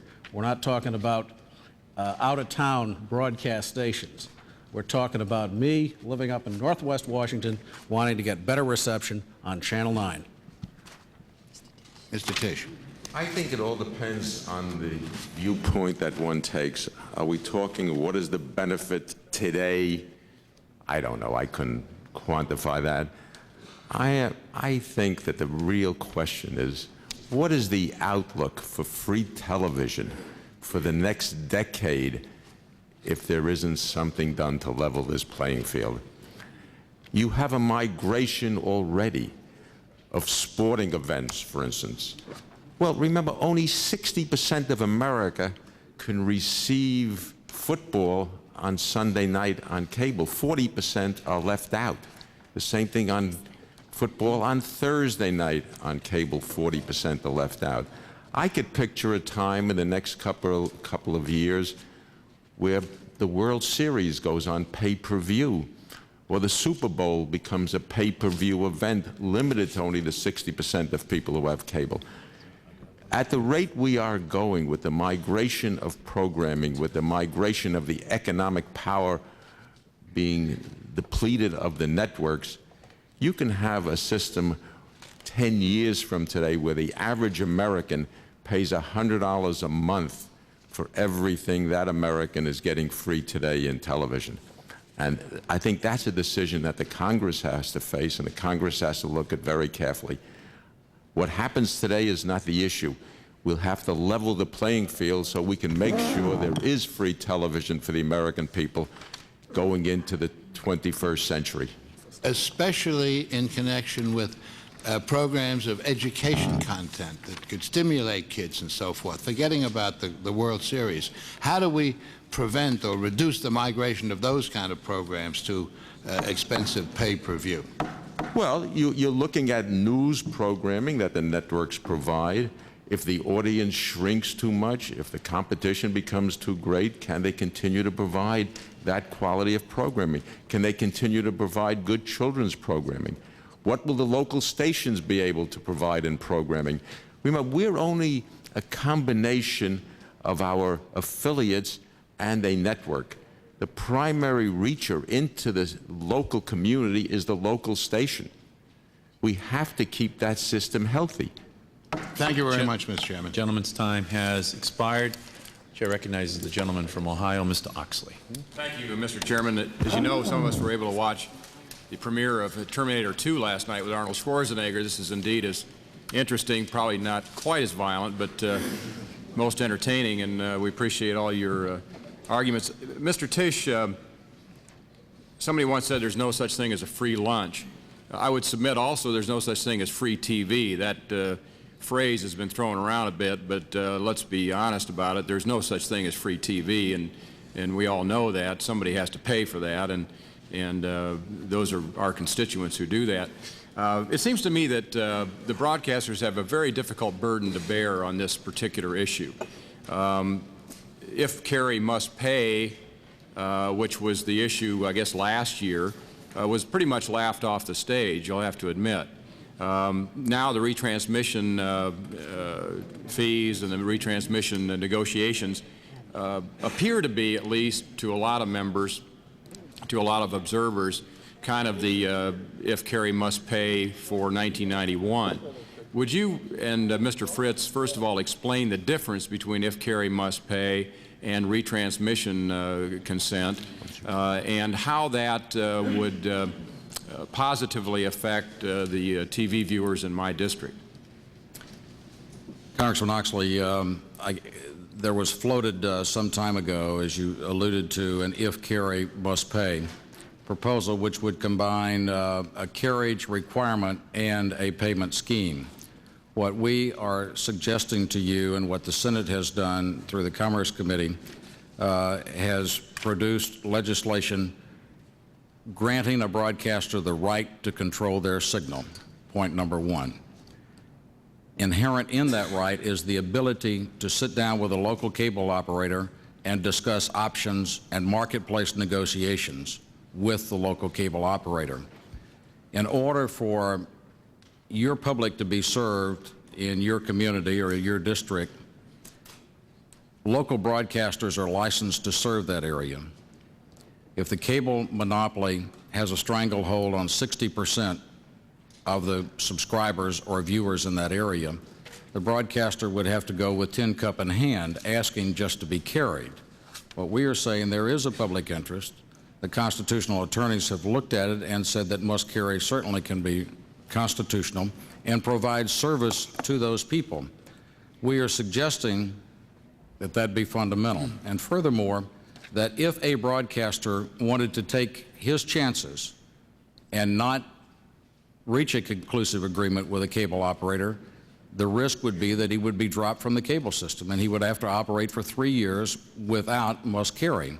That is a rather significant risk the broadcaster would have to take in negotiations with the cable operator. Well, let me, if I could just, because I'm limited in my time, let me ask Mr. Hofstadter, if we were to enact this kind of legislation, and you were in a situation where you were in negotiations and you ultimately ended up negotiating a fee to be paid to the local broadcaster, what would keep you from simply raising your rates in in view of the fact that perhaps there's no re-regulatory scheme hopefully passed by the Congress or anybody else. And what would keep you from raising your rates and then blaming it on the local broadcaster and us, which really gets serious? What would keep you from doing that? Well, there are a number of things that keep me from unilaterally raising my rates, but that's probably the discussion, the subject of another hearing. I think you are zeroing in on absolutely the fundamental question, which is you can't have it both ways. If broadcasters want to sell their product to cable and become another supplier as a CNN or a C-SPAN is, that's a perfectly rational scheme. It's different than the scheme under which we've operated for the last 25 or 30 years. But if the proposal is let's go on a case-by-case negotiation for retransmission consent, fine, let's do that. But you can't overlay, I get either or, my pick of retransmission consent or must carry. It is going to, by CBS's own calculations, and going back to where the $3 million number comes from, the cable industry has revenue of approximately $15 billion. CBS has said that they deserve 20% of that.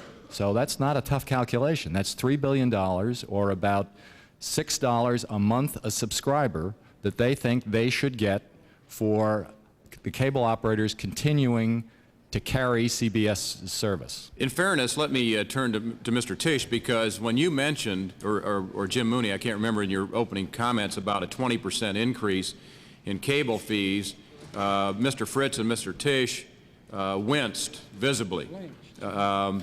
And I'm just wondering if we could hear. I'm not sure this. Jim held out these two sets of things he'd like to submit for the record. One of them is a 1989 article describing in detail the CBS plan. That's their number. That's not my number.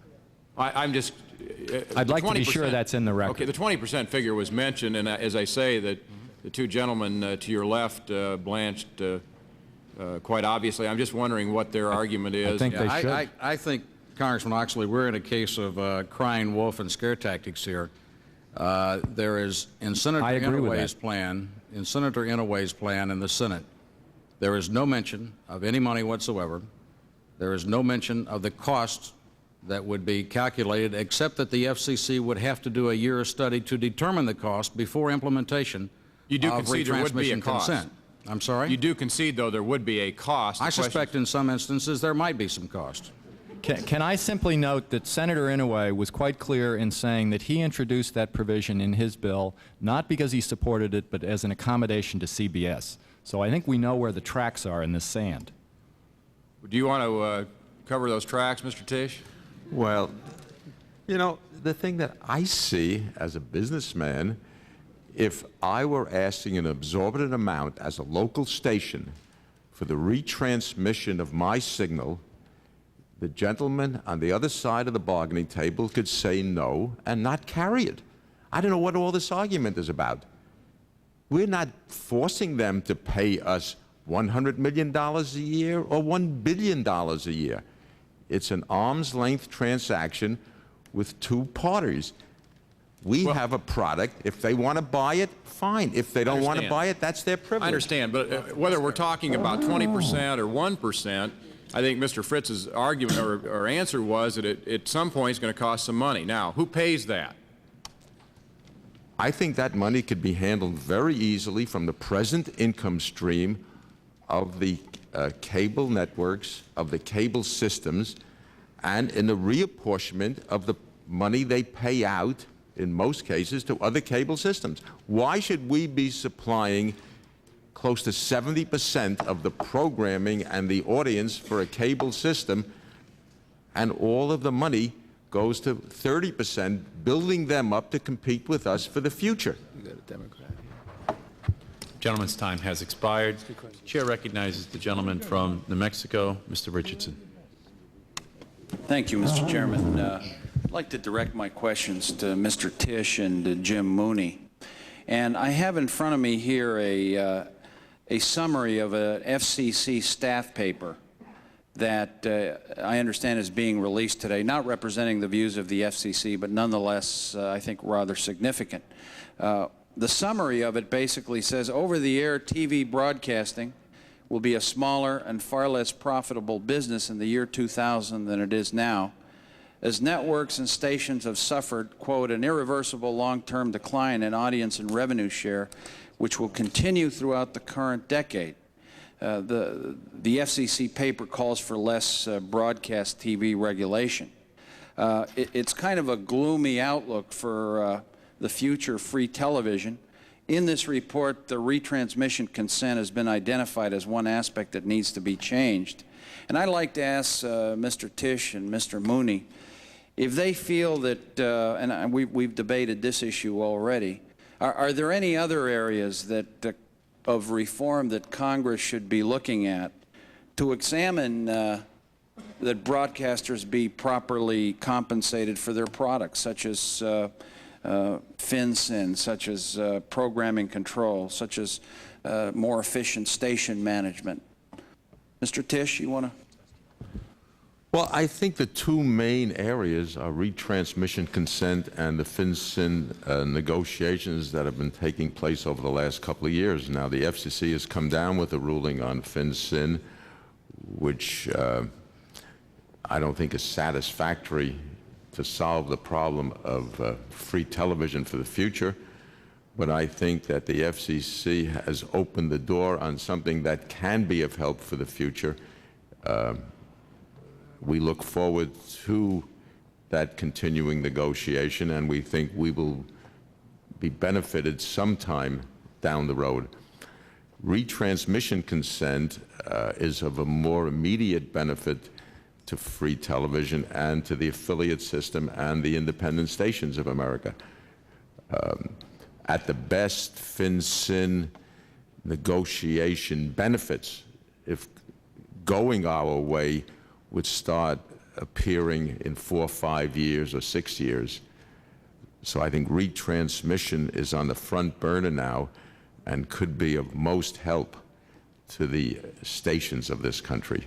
And in return, that would strengthen the system between the networks and their affiliates and provide continuing free television. I understand. And let me just say that I know that the broadcast industry and the networks are having difficult times, and nobody wants to see that. I think we're just looking at about a more competitive situation in other areas. But you did answer my question. Jim?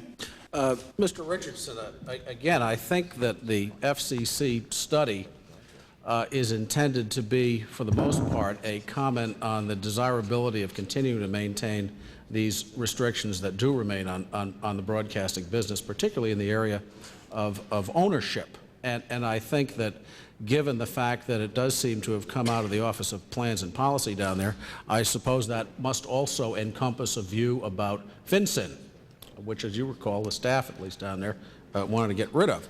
But I'd like to add that we don't have any brief for the broadcasting industry to be run into the ground by the government.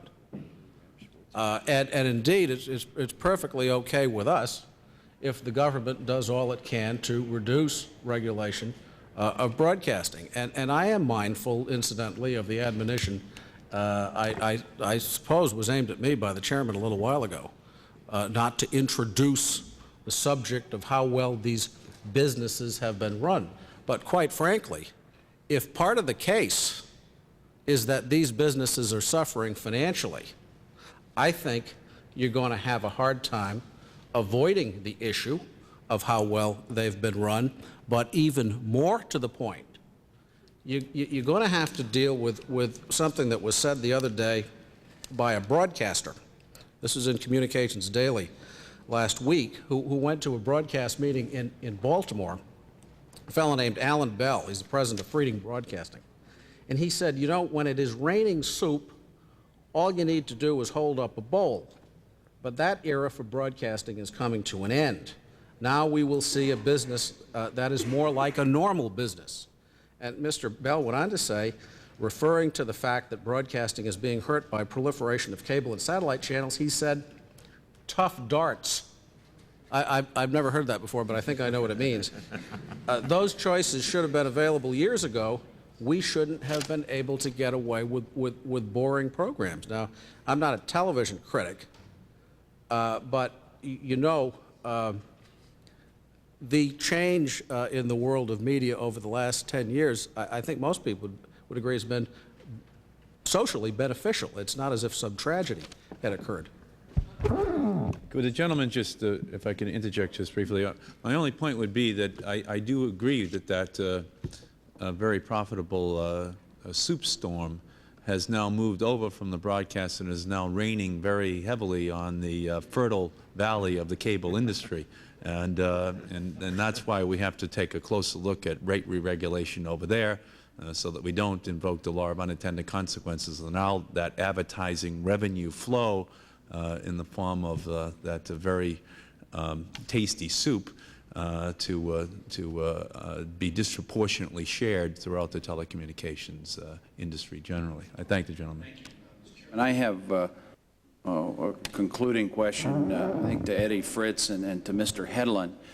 And my question on must carry is one that is, I believe, born out of a bit of frustration. In the House bill last year, we had a must carry provision, which many of you have referred to. We have a new provision emanating from the Senate from a very senior member, which I must say, in my judgment, tilts a little bit in favor of one side, the broadcasters. And my frustration is born out of the fact that we've gone through this so many times. The constitutionality is going to be questioned. Twice, I believe, the courts have said we're dealing with a constitutional issue. And I guess my question is to Eddie Fritts, why don't we revert back to the agreement that you and the cable people reverted to in last year? Why do we have to reopen this issue? Yes, the economics are perhaps one reason, but policy-wise, what is wrong with that agreement that you concluded a year ago? The gentleman's time has expired. The witness will answer the question. I think a couple of things, Congressman Richardson. Number one, the cable industry indicated that they wanted no part of any cable re-regulation bill this year. To us, that says that deal is off. In essence, they walked away from it. Number two, in working with Senator Inouye and reviewing the landscape, he felt it was appropriate to look at a retransmission consent scheme whereby the FCC would have a year to make sure that it was fair and equitable before it was implemented, as well as offering or affording many of those smaller stations an opportunity to be carried to serve the areas to which they had been licensed. The gentleman's time has expired. Chair recognizes the gentleman from Pennsylvania, Mr. Ritter. I'm sorry, gentleman's time has expired, excuse me. Gentleman from Pennsylvania is recognized on his own. Thanks, Mr. Chairman. It seems to me that this question is posed for Mr. Hostetter and Mr. Mooney on one side and Mr. Tisch and Mr. Fritts on the other side. And it goes, I think, to the crux, which I haven't heard the answer to. And that is, if you have retransmission consent, do you need must carry if you're a broadcaster?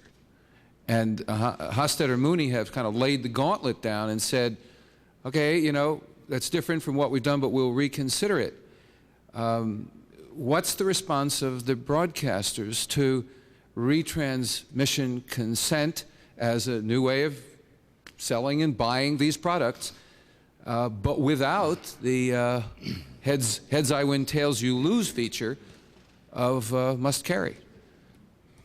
A couple of points, Congressman Ritter. As you'll note, that only a portion of a cable system would be set aside or dedicated to must carry. Point one. Point two, we have a wonderful mosaic of broadcasting in this country, of over-the-air broadcasting. It's composed of little stations and large stations. It's composed of foreign language stations. It's composed of standard English stations. In order to make sure, those stations are licensed to serve a particular area. And if cable is the gateway to that area, then they automatically should have access to that area in order to serve their market. That's just fundamental. They should have that. And I think we're all somewhat victims of cable's success. The technology has grown and exploded, and they've been immensely successful. And now they control 60% of the video into the homes of America. Secondarily, if a broadcast station wanted to take a chance on losing must-carry, if a broadcast station put terrific amounts of money into their programming and wanted to negotiate with a local cable system, they opt out of must-carry. They say, I give up or I waive my rights to must-carry. I'm now willing to negotiate in the open marketplace, but it is the and we'll let decision come of what the may. broadcaster, and it is the leverage to the broadcaster and not to the cable. Congressman, talk about leverage. The cable industry sits there as a virtual stranglehold on the entire industry. If they don't like the signal we have on the air, off it goes. If they don't like where we're located, away it goes. When you talk about a level playing field or a balanced marketplace, there is no balance in the marketplace today. I want to just touch base on this question of localism, which I think we all believe is very important, since we are, all, as Tip O'Neill once said, all politics is local, so obviously we're all interested in localism, certainly on this dais. But it is an age of globalization as well, nationalization of information, globalization of information. I'd like to get Brian Lamb's comments on this issue of retransmission consent versus must-carry, and how, I mean, C-SPAN isn't necessarily local, but it is local. It is local, actually, because it carries a lot of local people. Congressman, I'm not, I'd like to stay away from retransmission consent because I'm not an expert on that part of it, but on the must-carry side, I just find it, I said it earlier, I'll say it again, I find it difficult to understand how you can determine that a signal that comes from a local antenna selling a product only, in some cases, is more important than a signal that comes in via satellite. After I go beyond that, I don't quite understand what more I can say. I mean, it just doesn't make any sense to me whatsoever. And I know there's a system of local broadcasting around this country, but it was set up that way so that you'd have local news, local public affairs, local activities on the local television stations, and that isn't what we have in many cases. So it seems the whole argument goes out the window. Mr. Hofstadter? It seems to me Brian's position is logically totally consistent. The scheme of must-carry was originally set up predicated on the 1934 Communications Act and the concept of trusteeship and localism. And I would suggest to you that with some exceptions, that concept has been defaulted. I mean, a must-carry scheme today would provide preferred status for a home shopping network broadcast station over a C-SPAN service. And I have to ask the question, can we still demonstrate a need for must-carry? Should the government establish priorities for one programmer versus another programmer, or should we go to a pure scheme of retransmission consent? If the broadcasters want to become suppliers to cable systems as C-SPAN or CNN or Discovery Channel are, let them compete on an even footing with the others who are interested in using those facilities. Must-carry costs the country an estimated $14 billion in the transmission frequency we give them, and it costs the cable industry $6 billion in the channels that we allocate to fill the carriage requirements of these local stations.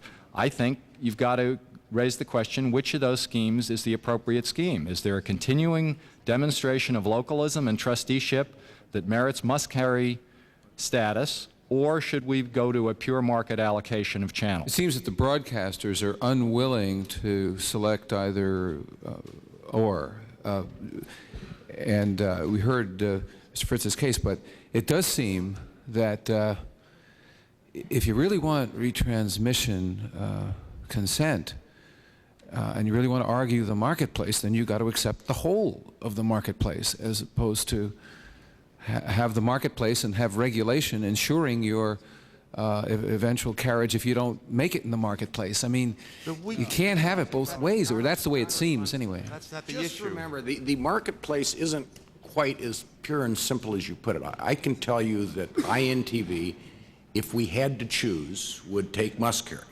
all right? Choose between the two.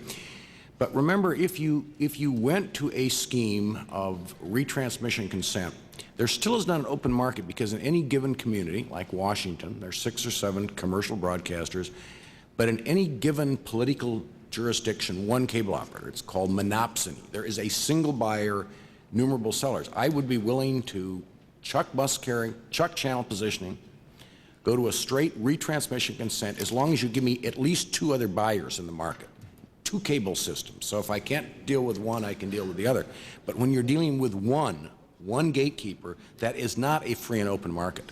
Well, while we've got you, Mr. Hedlund, the whole idea of, and I think this is something that the cable industry has to be concerned about, the whole idea of taking sports programming away from over-the-air free TV and putting it into some pay-view channel, I think has the potential to explode on cable and to really blow this issue up, because people are, you know, where you stand depends on where you sit, and people are used to receiving certain kinds of programming. All of a sudden it's taken away like that. The Sixers basketball, the Flyers hockey in our area.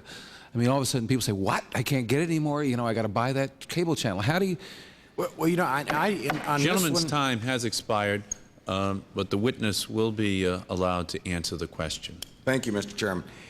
I do not happen to blame the cable operators for what has happened. What you have are program services, cable program services, that go out, bid an enormous amount of money for rights to sporting events, which the owners thereof are happy to shell out. The more money they get, the happier they are.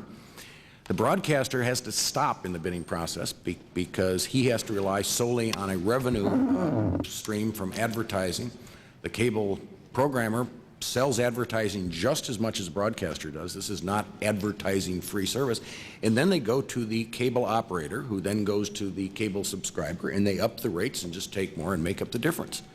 Now, you either do 2 things. It seems to me you either try to legislate to stop that, which would probably be a complex process, sort of anti-siphoning rules, or you have to allow the broadcasters in this open market to go in and bid and say, I'm not bidding just, my bid is not based just on what I think I can sell the advertising time in the program for, but what I think I can get out of the consumer through fees from the cable operator. Gentleman's time. And thank them for their insightful testimony. Mr. Fritts, let me explore with you for just a moment your retransmission consent proposal and make sure that I fully comprehend the various interplays between that proposal and the must-carry proposals, the existing cable compulsory license, and the application of those particular concepts to other multi-channel means of distribution of television signals beyond cable. Let's start with must-carry. I think it's been fairly well said here that your intent is to give the local broadcaster, in effect, a choice. He can opt for retransmission consent. That probably would be the choice of the very strong network affiliate in the market, whose signal would probably be carried on the cable system in any event. By opting for retransmission consent, that broadcaster would then have the opportunity to be paid something for having that signal carried. If, however, the station is perhaps a more distant station, duplicating a local network station, or perhaps an independent, that might not be carried in any event, you would give that broadcaster the option to elect must carry. Is that a fair statement of your position? I think it's fair, but when you said distant station, remember the must carry circle would only go out 50 miles. It would not cover the entire marketing area of most stations. Do you think that's far enough? No, we would like to see it expanded, but I don't know that it's politically doable. The point being, of course, you would give the local broadcaster that choice. He could opt for one or the other. I understand also that it is your intention to leave the existing compulsory license in place, that by enacting retransmission consent, there would be no effect on the existing compulsory license. Is that correct? That's correct. Now, let's move to other forms of transmitting multi-channel or having other multi-channel capacities beyond cable. MMDS behaves a lot like a cable system. It is generally known as wireless cable. It seeks to serve essentially the same constituency that cable serves and with the same kinds of programs. There is a debate today about whether the existing compulsory license applies to MMDS. What would be your intention with respect to the retransmission fee and your advice with regard to how we settle that debate concerning the compulsory license? And before you answer, let me suggest an answer, and that is that it seems to me appropriate that we apply both the cable compulsory license and any retransmission fee that we choose to adopt for cable generally to MMDS as well. Your view on that, please. At first blush, Congressman Boucher, I would tend to agree with your conclusion. We have not had discussions with the MMDS operators, but would be happy to conduct discussions with them at the appropriate time. I think it's fair to say that they would certainly favor having the cable compulsory license apply. I take it your view is that it would probably be appropriate to apply the retransmission provision to them as well. That obviously would benefit you. Now, let me move to the next ground on which I have a particular interest, and that is the potential for telephone companies entering this market. We have legislation pending here which would give telephone companies a broad opportunity to offer cable television service and at the same time modernize the national telecommunications network. Would you anticipate, in the event that telephone companies are given that right, your retransmission consent proposal applying to them, to their carriage of television signals, and also what about the cable compulsory license? Should that apply as well? Took you a little longer to get to that subject than I thought it would, quite frankly, Mr. Boucher, but as you know, we've had many discussions with you relative to that. Actually, I think what we're talking about in terms of cable and the retransmission, the compulsory license, is a look at tomorrow's marketplace. We think that we should set in place certain parameters that will give broadcasting a chance to compete, just a chance to compete well into the 21st century. As I noted yesterday, the proponents of the telephone legislation were indicating to have their fiber laid by the year of 2015, as I recall. And so I think we are beginning to look long range. We're trying to set in place the policies and parameters that will, quite frankly, set up the framework for the marketplace of tomorrow so that broadcasting can continue to offer those services it has in the past. Let me suggest a possible answer to part of the debate that we've heard over the last hour concerning the potential that if your retransmission fee goes into effect, that's going to necessarily mean some increase in the cost of cable to home consumers. We've had fairly convincing testimony that in the handful of communities nationwide where there is some competition in the delivery of cable television service, that the rates for consumers on a cost per channel basis tend to be about half the national average for cable services generally. Now, that suggests that if we fully develop a competitive market nationwide, if we have telephone companies allowed to enter that market and provide the service, that we could expect some significant reduction in cable rates. If that experience I just cited is any example, perhaps by as much as 50%. Now, in that kind of environment, I would suggest to you that a modest retransmission fee would not be felt by the consumer at all. If as a part of a general package where we promote a competitive environment, we have the net effect of reducing rates by 50%, then cable consumers would be pleased to pay a modest retransmission fee of a couple of dollars or $3 a month if they're getting an overall price reduction of 50%. Well, I'd be happy for you to propose one. What do you say to that, Mr. Fritts? Let me answer that in two ways. Number one, regarding the current retransmission consent scheme before this committee today, the Consumer Federation of America does not object to the retransmission consent proposal. In addition, they recognize that effective rate regulation will keep the rates reasonable even with retransmission consent. Point one.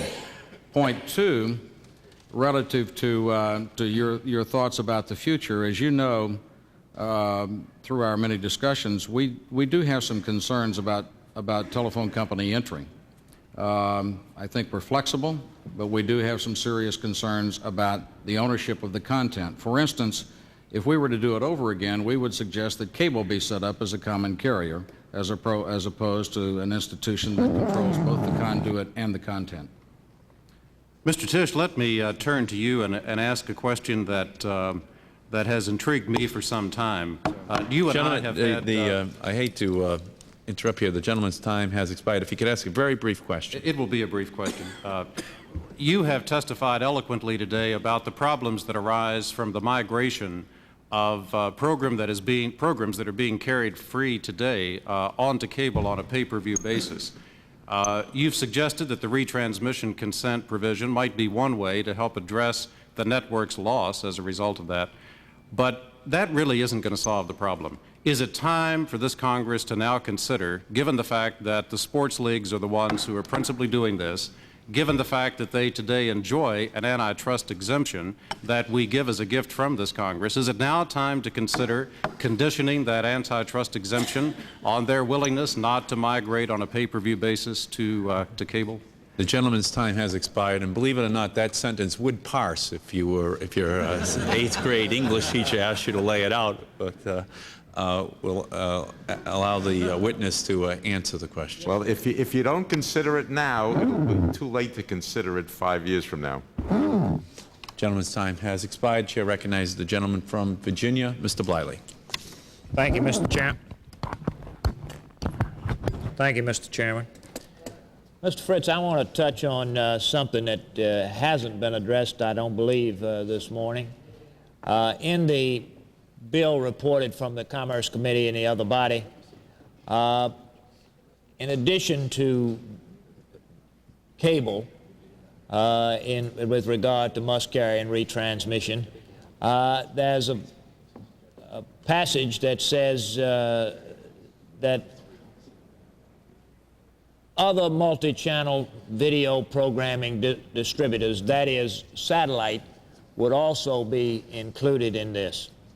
Now, I understand retransmission consent is intended to deal with local carriage of signals. However, satellite programming distribution is done on a national level. Why should the satellite industry be included in the same measure? Congressman Bliley, we've had numerous discussions with the satellite industry relative to this. We think we've worked out their problem inasmuch as retransmission consent would not apply to them until the Compulsory License Act regarding satellite distribution expires. And so they would have a much longer transition period, during which time I'm sure we would have additional discussions. Well, I understand that the Satellite Home Viewer Act, passed in 1988, established a statutory license for satellite carriers to retransmit broadcast programming, and that this law contains remedies. Have you exercised any of those remedies? I quite frankly don't know the answer to that and would have to check with our experts. I'll be glad I'm to provide sure you it for can the supply record. it for the record. Be glad to. Because it seems to me if you had a problem and has got a mechanism for resolving it, that you ought to go to that first before you come here and want more regulation.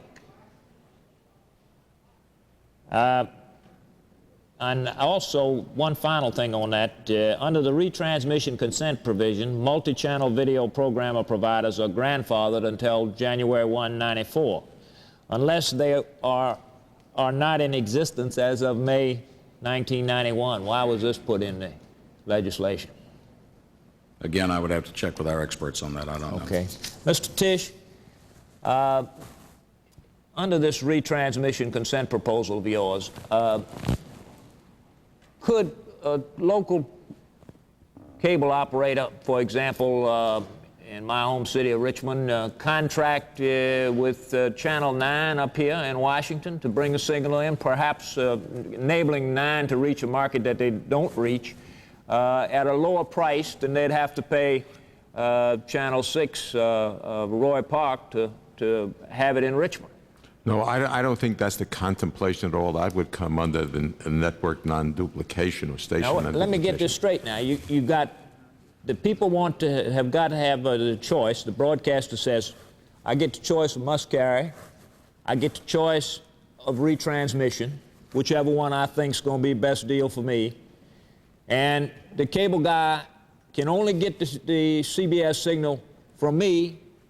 He can't bring it in from somebody else. Don't you think, we're talking today a lot about a level playing field, don't you think there's a little tilt to this field? I don't think so, because basically we want to bring the local signal The CBS signal is a local signal. It's nothing that comes into your home from New York. Well, that's right. I agree with that.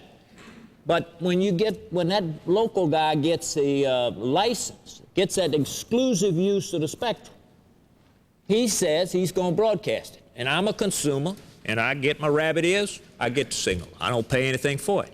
Now, just because that signal comes into me on a wire, you now say I got to pay for it. What's the difference? Is it in fact, the quality of the signal is a little better, probably. But well, you see, in this whole argument, I think we're off on the wrong track, perhaps. Basically, we're not asking for any special treatment. The local broadcaster is not asking for any special treatment. Okay. He just doesn't want to give the cable system special treatment. All right, fine. Then what about Mr. Hostetter's argument saying, hey, don't say anything about must carry, and don't say anything about retransmission. Let us sit down at the same table, square, level, and negotiate. Well, Congressman Bliley, remember that basically must carry is for the protection of the small independent station in the area. Must carry is, the chances are must carry won't be used by the ABC affiliate in town or the NBC affiliate in the city or the CBS affiliate in your city. It will be used by the local broadcaster of the independent station. Okay, thank you. Mr. Lane, I followed with interest your testimony, and I have a couple questions to you.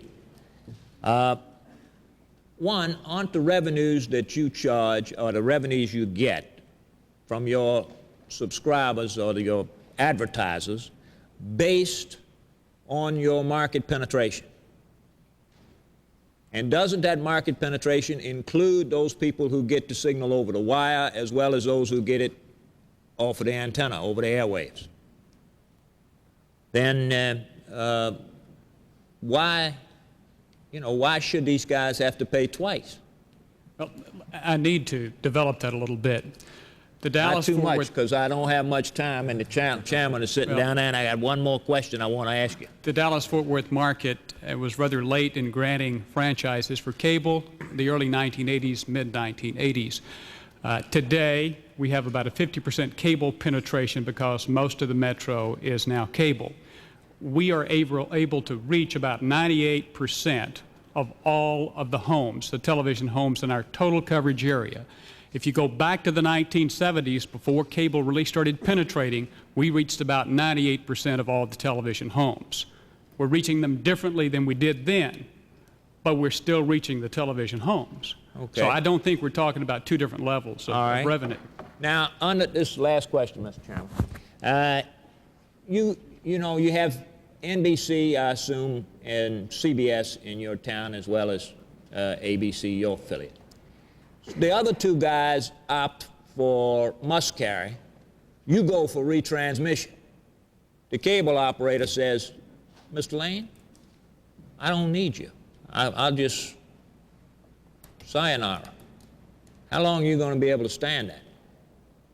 I don't know how long that I would be able to stand that, but I'm willing to run that risk to have the ability to sit and actually discuss this matter. If you're with willing to run the operator. risk, then why not do away with must carry and just let you deal with the cable operator as any other programmer? I think you just answered it a moment ago, because there are some stations in the marketplace. We have 2 Spanish-language television stations in the marketplace. I'm not sure a cable operator would want to carry those, and I think that they should be carried in our marketplace. And if I have a different position relative to this negotiation, I would opt for retransmission. I would like to have the ability to sit and discuss this with our cable operator. Right now, I can't even get our TCI operator to return my telephone call, and that's the honest truth.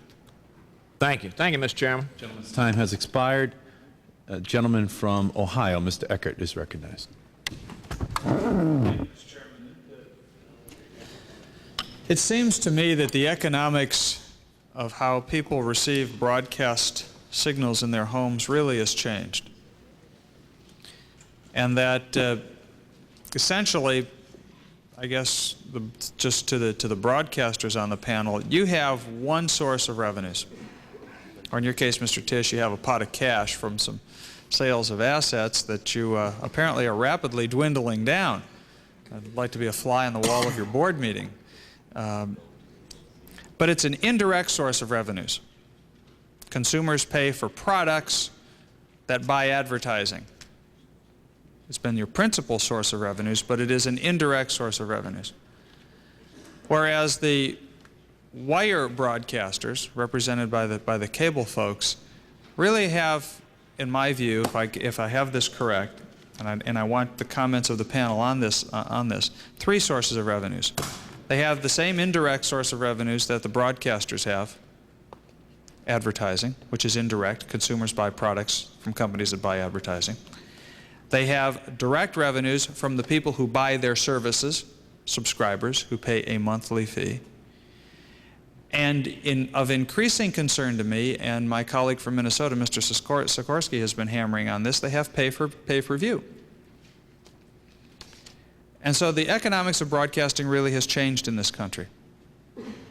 And the implications for me is the efficacy long-term, viability long-term of free over-the-air television, particularly in, to, and for communities for which there are not good economics to wire. We'll let that hang out there as to why they should or should not be wired, or for people who don't choose to take the wire that passes them. To what extent does the panel agree or disagree with the way the economics of broadcasting has or has not changed in the assertions or the assumptions that my question envisions?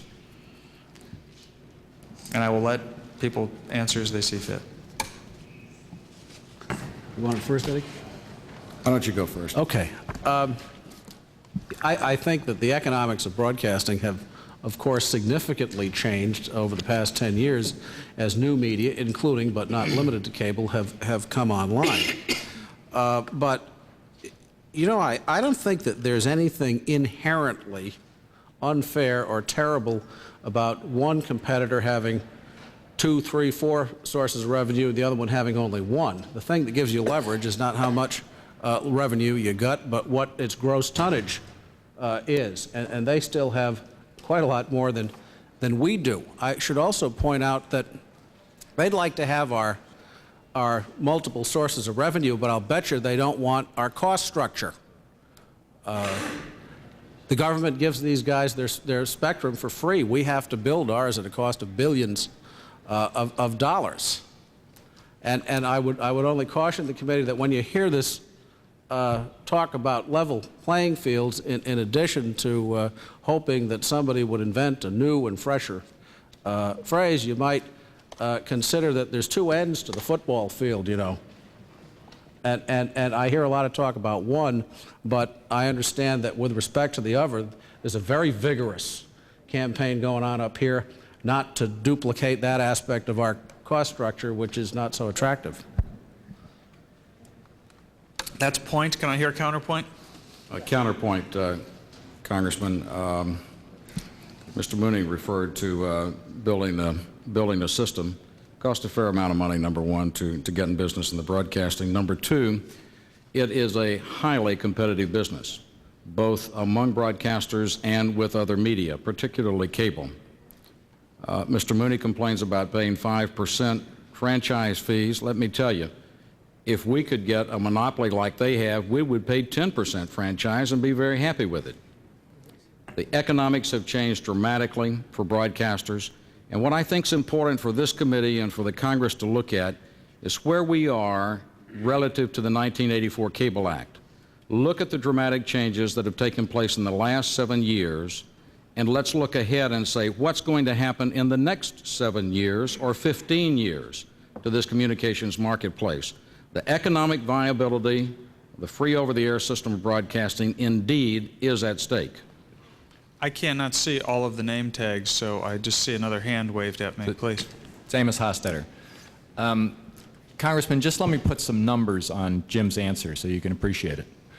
The broadcasters have a free transmission medium, the airway that's all around us, estimated by NTIA to have a commercial value of $15 billion. They get it for nothing. The cable industry has built its transmission media at a cumulative cost of about $60 billion. That's our path. If you look then at revenue juxtapositioning, the cable industry's advertising in total is about 10% of the broadcaster's advertising, and the cable operators receive approximately 3.5% of that. The rest of it goes to the networks. The 3.5% I, as a cable operator, receive in advertising revenue is less than what I pay the municipalities for franchise fees, for the right to run those poles along the town, in addition to the $60 million I had to invest to build that transmission medium. So I think there's an awful lot of soft thinking going on here about whose economics create a level playing field. I would suggest to you that the playing field is decidedly tipped in favor of the broadcaster because they have a public grant of a universal transmission system. Well, the debate is not peculiar here, and we're going to get into it in this side just fairly soon when we're going to hear the railroads and the truckers. And the railroads are going to talk about, how the taxpayers have built this huge infrastructure for them that they now run roughshod over, and how the poor railroads can compete. History fails to keep account of the massive land grants that the railroads once enjoyed to extend their lines. But let me go to the far end of the table, and I have one more question, if I may, so if we can be as brief as possible. I would like to react to the phrase free use of the airwaves by broadcasters. Whether one would want to use the phrase public interest obligation or public interest contribution, I think that local television stations do contribute, and that there is a lot that we pay relative to that public interest obligation or contribution. I mentioned in my opening statements that we provided $6 million worth of public service free in 1990. It will be more than that in 1991. Many times we will find an issue in our market that is very important for viewers to understand, and we'll preempt prime time and run an hour commercial free that could be sold for $15,000 to $20,000. So I do think that that is something that one would need to consider. My last question, and I will say that the predicate of the first question is simply this. It's my understanding that CBS paid $52 million for the rights to air the Super Bowl.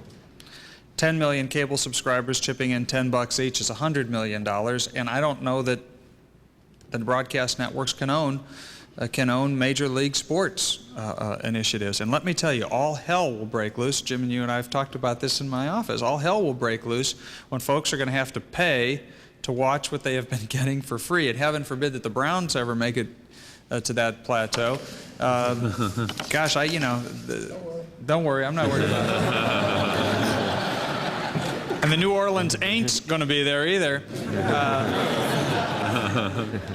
It is a constituent concern, and I will underscore the fiasco with my colleague from Minnesota who's not here to defend himself when the people couldn't watch the North Stars because of the contractual arrangements that existed for that. I'm absolutely delighted that you come back to this subject, which is a subject that Mr. Ritter raised. And I think many of us in the cable industry are on record saying that we are uncomfortable with this so-called migration of sports.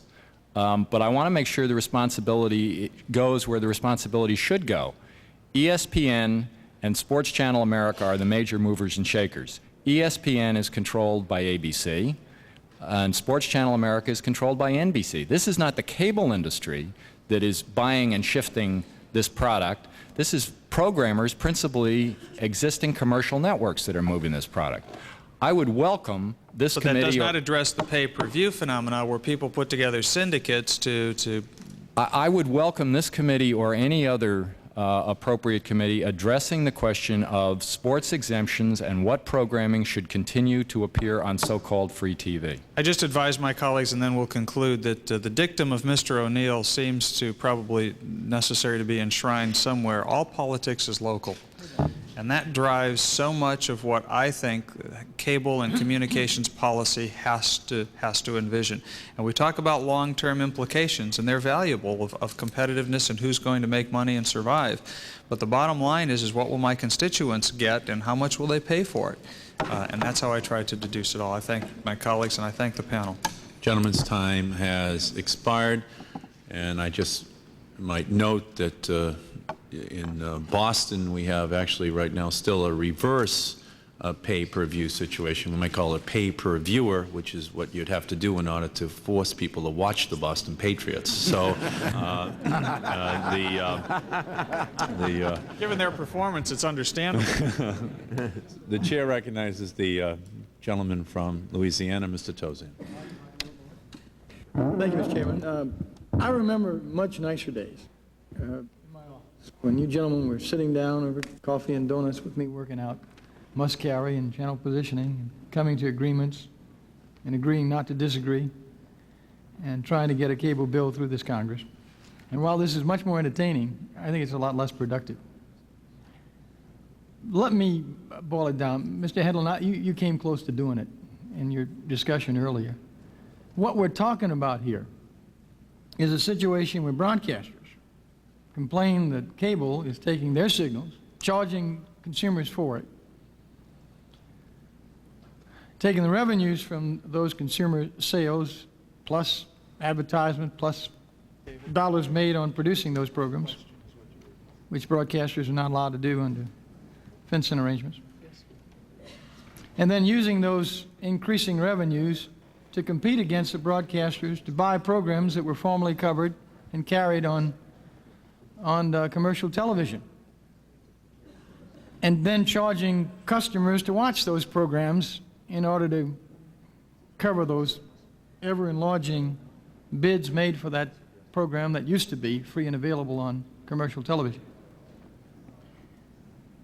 In essence, what I see here is a debate that is centered around the notion of unfairness, that somebody's being unfairly treated in the marketplace for programs, in the marketplace for carrying those programs forward, and that the solution you're all trying to give us is that we ought to be able to charge consumers more until we are equal. I don't think it's a good solution. I really don't. I think this whole idea of retransmission consent and charging more is simply an attempt is one-upmanship. Broadcasters want more money so they can compete in the bid process with cable for the same programs. Consumers are just going to end up paying more and more on pay-per-view. And I haven't seen a study yet, but I suspect that if we look at consumers' household budgets, if this scenario continues, that a smaller percentage will go to house mortgage payments and a smaller percentage to gas and electricity and other utility services and more to entertainment services, as they have to pay more and more to watch sports programming and all kinds of specialty programming that used to be available over the air. I agree with your conclusion, Congressman Tozan, but I don't agree with the way you got there. We don't accept the fact that the consumer has to pay for retransmission consent. I think Congressman Boucher said it very well a half hour ago when he described a situation when there's competition, the rates are half. And all we're saying is there has to be a reallocation by the cable operator to ensure that it's not charged to the American public. Mr. Tisch, I happen to subscribe to that same philosophy. I think that if there is competition, prices to the American consumer will not be as high, and the result will be that some of you will not be able to bid these incredibly high prices for some of this programming that you're now reselling on a pay-per-view basis to Americans. But let me make a point. If that were true, how is it that broadcasters are taking a position, Mr. Bliley referred to it, I understand, earlier, that's going to put one of the emerging competitors, the satellite distributors, at a disadvantage? My understanding is that the broadcasters' retransmission consent proposals provide only that the broadcast signals carried by satellite on May 1st, 1991 are exempt from the consent requirements. Under that kind of provision, that almost tells KU-band satellite to forget it. Don't even try to emerge. Don't try to become a competitor.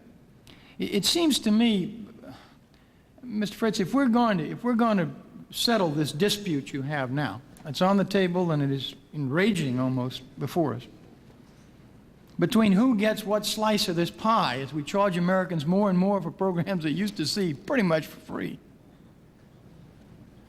That you can't, on the one hand, tell us that you want to share that pie to make the playing field equal and that competition will settle the consumer's problems, and at the same time diminish the capacity of competitors to enter the field, as your retransmission consent provision will do to satellite. You know, the Home Satellite Viewers Act we passed expires in 1994-5. At that point, what do? How does KU band come into existence if you have all these new provisions out there that require all these renegotiated fees? Not our intent, Congressman Tozan, to snuff out competition, but rather to foster competition. I would hope so. We have had conversations with the representatives from the satellite dish owners. To be very honest with you, we can't figure out what they want. I don't think they know yet what they want, but we stand ready to continue discussions with them. I'll tell you what they don't want.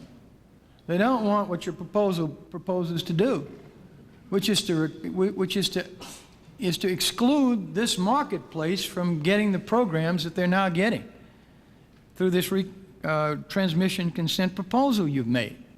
Understand, when we passed the Home Satellite Viewers Act, it has a sunset provision. Please understand the implications. When that sunsets, there's no more compulsory license for satellite distributors. It's gone. And with your retransmission consent proposal, they've got to make 2 sets of negotiations to try to get back on board for all these consumers.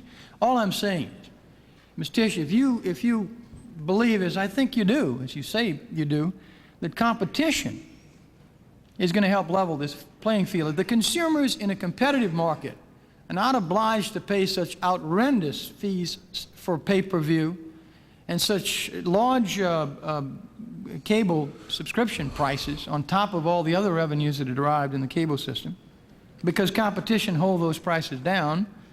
That's going to make you more competitive in the bid process to get to see the Browns or the Saints or whoever else you're going to bid for. That's going to help us all, but that only works if we really have some viable competitors. And if you really believe that, then number one, we desperately need, Mr. Chairman, a bill that includes the provisions for home satellite viewing that we all agreed to put in the Cable Act last year.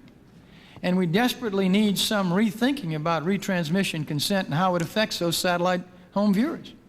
And I would urge you please to think about it, Mr. Fritts, because if we can come to a conclusion on this thing, if there is a compromise on the issue of fairness and distribution of these dollars, which is what you've been debating today, if there is such a fair distribution and we can come to a compromise on it, the one way it works is only if there's real competition out there. And the one way it doesn't work is if there's no competition and all those redistributed dollars get passed down as more cost to the consumer. Would any of you like to respond? Yes. Mr. Mooney, I would. know You recall, when you came up with the idea for that bill about 2 years ago, you called me and asked for help. And I think, well, I'll leave it to you to say what the response was. We favored that then, we favor it now. 2 points. I don't think, with respect to sports you mentioned, that the movement of that cable, sports on cable, has detracted from broadcasting. It's been additive. But if you're concerned about that, say what the rules are and we'll live with them. We are concerned about it. We may have to write some rules. Count on it. Say what the rules are and we will learn with them. We're, as Mr. Hostert said, very uncomfortable at being put into a situation where, you know, we're being held up as responsible for that. But the other thing I want to say is that this retransmission consent thing is fraught with dynamite. If that is enacted, I predict the Court of Appeals will knock out the must-carry aspect of it as unconstitutional, which will be the 3rd time must-carry has gone down.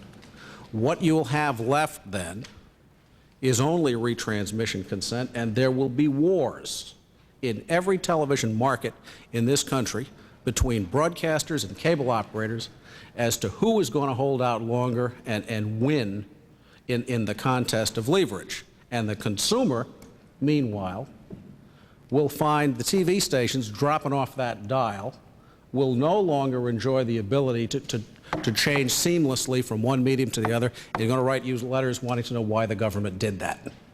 Gentleman's time. My time has expired. Let me just comment. I can't disagree with you about those possibilities, Mr. Mooney, and I'm sincerely as concerned as you are about it.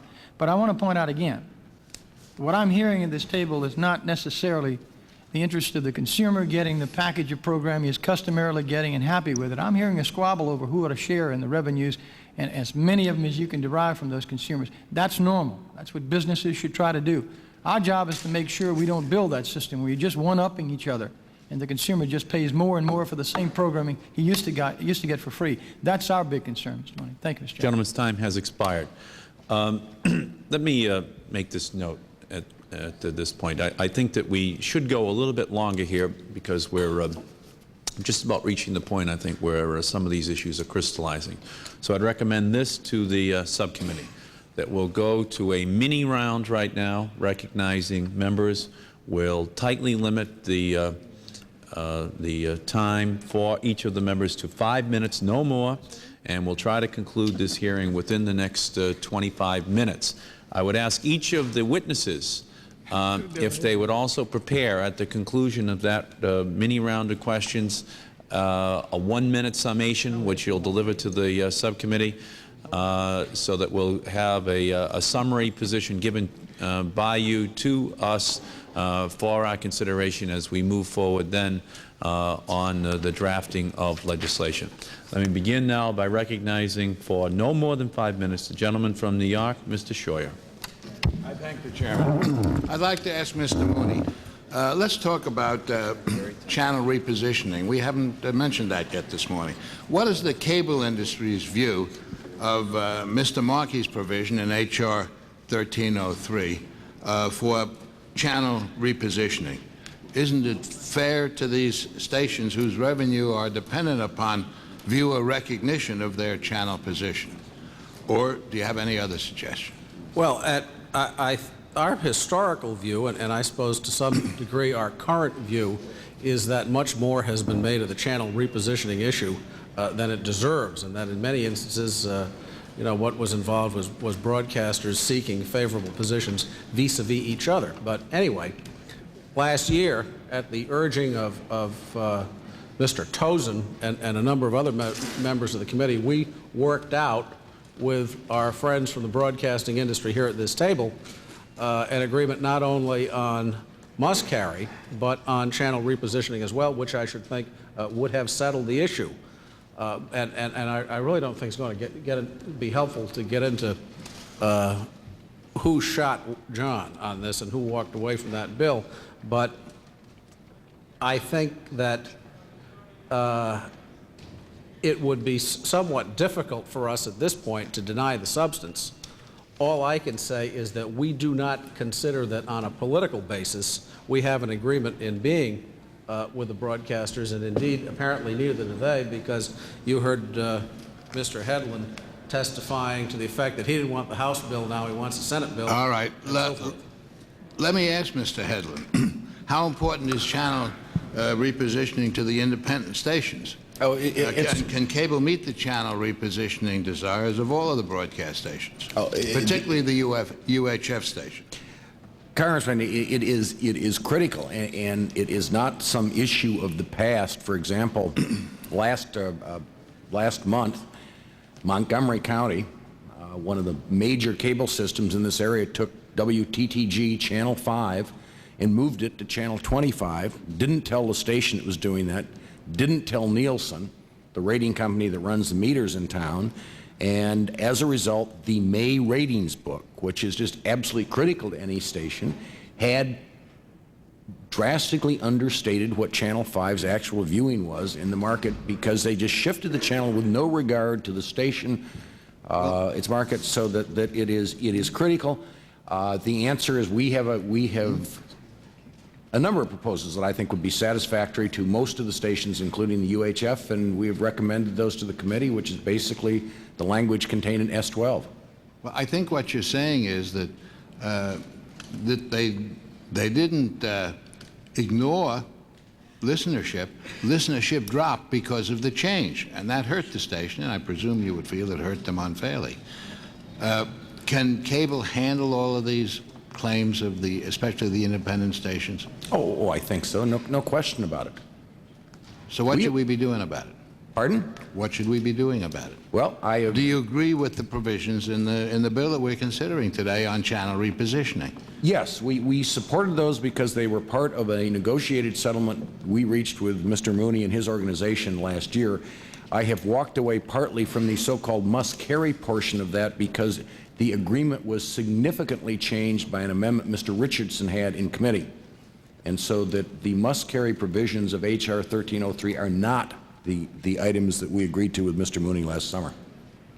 I thank the gentleman. I thank the chairman. Gentleman's time has expired. Gentleman from Ohio, Mr. Oxley, is recognized. Thank you, Mr. Chair. Mr. Lamb's gotten off very easy this morning.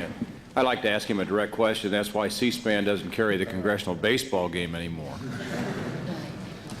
I have no idea.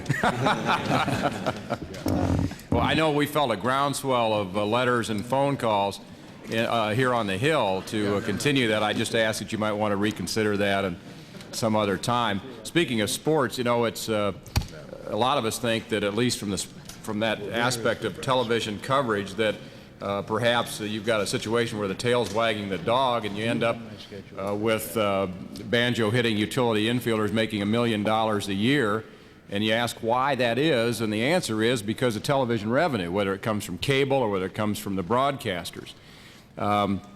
Somebody pays for that, as we got into that earlier about no free lunch. Somebody pays for that, and that's essentially the consuming public out there, our constituents. Is that ever going to come to an end? You paid $1 billion, Mr. Tisch, for baseball. That is a record, hopefully, that will never be matched. But how do we get a handle on that from the broadcaster's perspective as well as the cable people? And is this a case where the marketplace has just gone berserk and that there's absolutely no way that we can rein that in? I think, Congressman Oxley, that will be reined in by the results of what's happening in the marketplace today. When we made our bid for baseball, we didn't contemplate the tremendous amount of sports inventory that's appeared in the marketplace. We didn't contemplate a 4-game World Series. We think if we get back to a more normal World Series, 6 games was our historic usage in figuring the time. But in any event, I think you've seen the final phase in the explosion of sports costs for the networks. The big problem we face is now you're the baseball owner or the football owner. You've put these salaries in place. You've raised your own costs. And we say to you when our contract is up 2 years from now, sorry, we can't pay these prices. Then your alternative as the owner of the football team or the baseball league or whatever is to say, well, I can recoup 5 times that money by going to pay-per-view. And just contemplate, if you will, what the World Series or what the Super Bowl would draw on pay-per-view when a fight I guess a couple of months ago, took in $69 million. And a bad fight at that. Well, I wouldn't even characterize it as good or bad, but only 16% of the homes in America were capable of receiving the fight, and it still took in $69 million. So we have a new era facing us, and I think that Congress has to start early in looking at that new era. Mr. Mooney? Just a point. I don't think broadcasting has been big into boxing for many, many years. I recall as a child in the 50s seeing the Gillette Fight of the Week on Friday nights, but I don't think I've seen anything since then. So I don't know that, you know, this particular aspect has anything to do with anything. It certainly doesn't represent while we're migration. at it, what about the cost to cable, and in fact, what about the threat of the World Series or major sporting events like the Super Bowl going to pay-per-view? Is that a red herring? We don't, yeah, I think it is. We don't want it. I don't think we could pony up nearly enough money to get it, especially in terms of the guarantees that would be required. You know, I think it should not be underestimated how much more money the broadcasters have than we do on this to spend on this sort of thing. I mean, the principal migration has been, as between us and CBS, has been that the NCAA finals have gone from us to CBS in return for a payment of $1 billion over 7 years. So, but again, if you are concerned about sports migration, you say what the rules are, we'll live by them. Well, you know, I'd like to go back to what Mr. Hofstadter said a little while ago about ESPN and sports. ESPN gets a tremendous payment from the cable systems of America, maybe the highest payment per month of any service, because they provide sports. So there's something that doesn't fit together here when you talk about ABC pushing sports on ESPN, because Mr. Turner is ready to bid for any sporting event, Mr. Dolan is ready to bid for any sporting event, and they are all cable programmers and cable operators. Thank you, Mr. Chairman. Gentleman's time has expired. The chair just might interject at this point that Mr. Sikorsky, a member of the full committee and a representative from the state of Minnesota, has brought to the subcommittee's attention the fact that the Minnesota North Stars, in making the Stanley Cup Finals this year, faced the Minnesota fans with a very interesting prospect. That is that during the regular season, during the early rounds of the playoffs, the cable industry was able to bid more than the broadcasters, and as a result, instead of 4 million people having access to those games in Minnesota, only 300,000 did. But for the final rounds, for the Stanley Cup Finals, pay-per-view was able to bid more than cable was, and only 30,000 people in Minnesota had access to the Stanley Cup Finals of the Minnesota North Stars. And if ever there was a canary in the mine shaft, it was what happened this past spring in Minnesota. And although boxing in the 1950s is something that brings back nostalgic memories to all of us, and I love the sound of Don Dunphy's voice and the Gillette, but the Gillette twin blade razor is as defunct as that era is today, and we all have to take note of this in terms of the revenue flow that could make it almost impossible for broadcasters to compete. I recognize now the gentleman from Ohio, Mr. Eckert. I thank my chairman, and I concur with what he said. I think the unenviable position this committee finds itself in is we're trying to play catch-up. Technology is running faster than we are, and the only thing that's running even faster than that, it seems to me, to be money. Mr. Mooney, let me ask you a very simple question. If we could give you last year's cable bill, would you take it? Is it included in the guarantee that we could get it through the Senate word for word? If we could give you last year's cable bill, would you take it? I get to ask the questions. Well, I don't mean to be rude, but as you know, we experienced some problems in the other body that seemed to us to be insurmountable. I can't answer that question, and certainly aren't going to walk into that trap this morning without having knowledge of what would happen on the other side. And I don't think anybody in this room can tell me. Well, and that's correct, because I don't have a card that lets me go in over there. I have a card that lets me go in over here, and you have to deal with over here. As you know, I'm a child of the house and feel better over here for a variety of reasons. Do you care to point out? Do you care to point out your parents here? Actually, my parent is working for Mr. Tisch in his role as chairman of the board of New York University. So you see, boy, there's a remarkable confluence of things in life. Your answer is not helpful. And you know, it's to repeat a statement that none of us ever dare utter when we're back in our districts. You know, I'm from Washington and I'm here to help you. I mean, I am trying to sort out what ought to be in or not in. Mr. Tozan invested a large part of his career last year trying to deal a piece of this, the must carry, the whole part of it, and it went in, and we had fights over program exclusivity and a whole bunch of other things. And if we're going to try to figure out what our point of departure is, I have to understand what your reaction is to where we were, and where I thought this committee had accommodated everybody's reasonable concerns. But you're not even prepared to say that what we did last year was a reasonable response if we were to come back with it this year. Well, I think it certainly was an attempt at a reasonable response, and I have no complaints as to how we were handled over here. I think that every member of the committee, not the least including the chairman of the subcommittee, I mean, Mr. Tozen, I sat in his office all those mornings too, as well as yourself, as well as everybody on the Republican side, was really trying to do something well. But this particular subject seems to be one which attracts more flies than a whole barrel full of honey. And I note that since last year's, the cities have escalated their claims. The broadcasters have escalated their claims.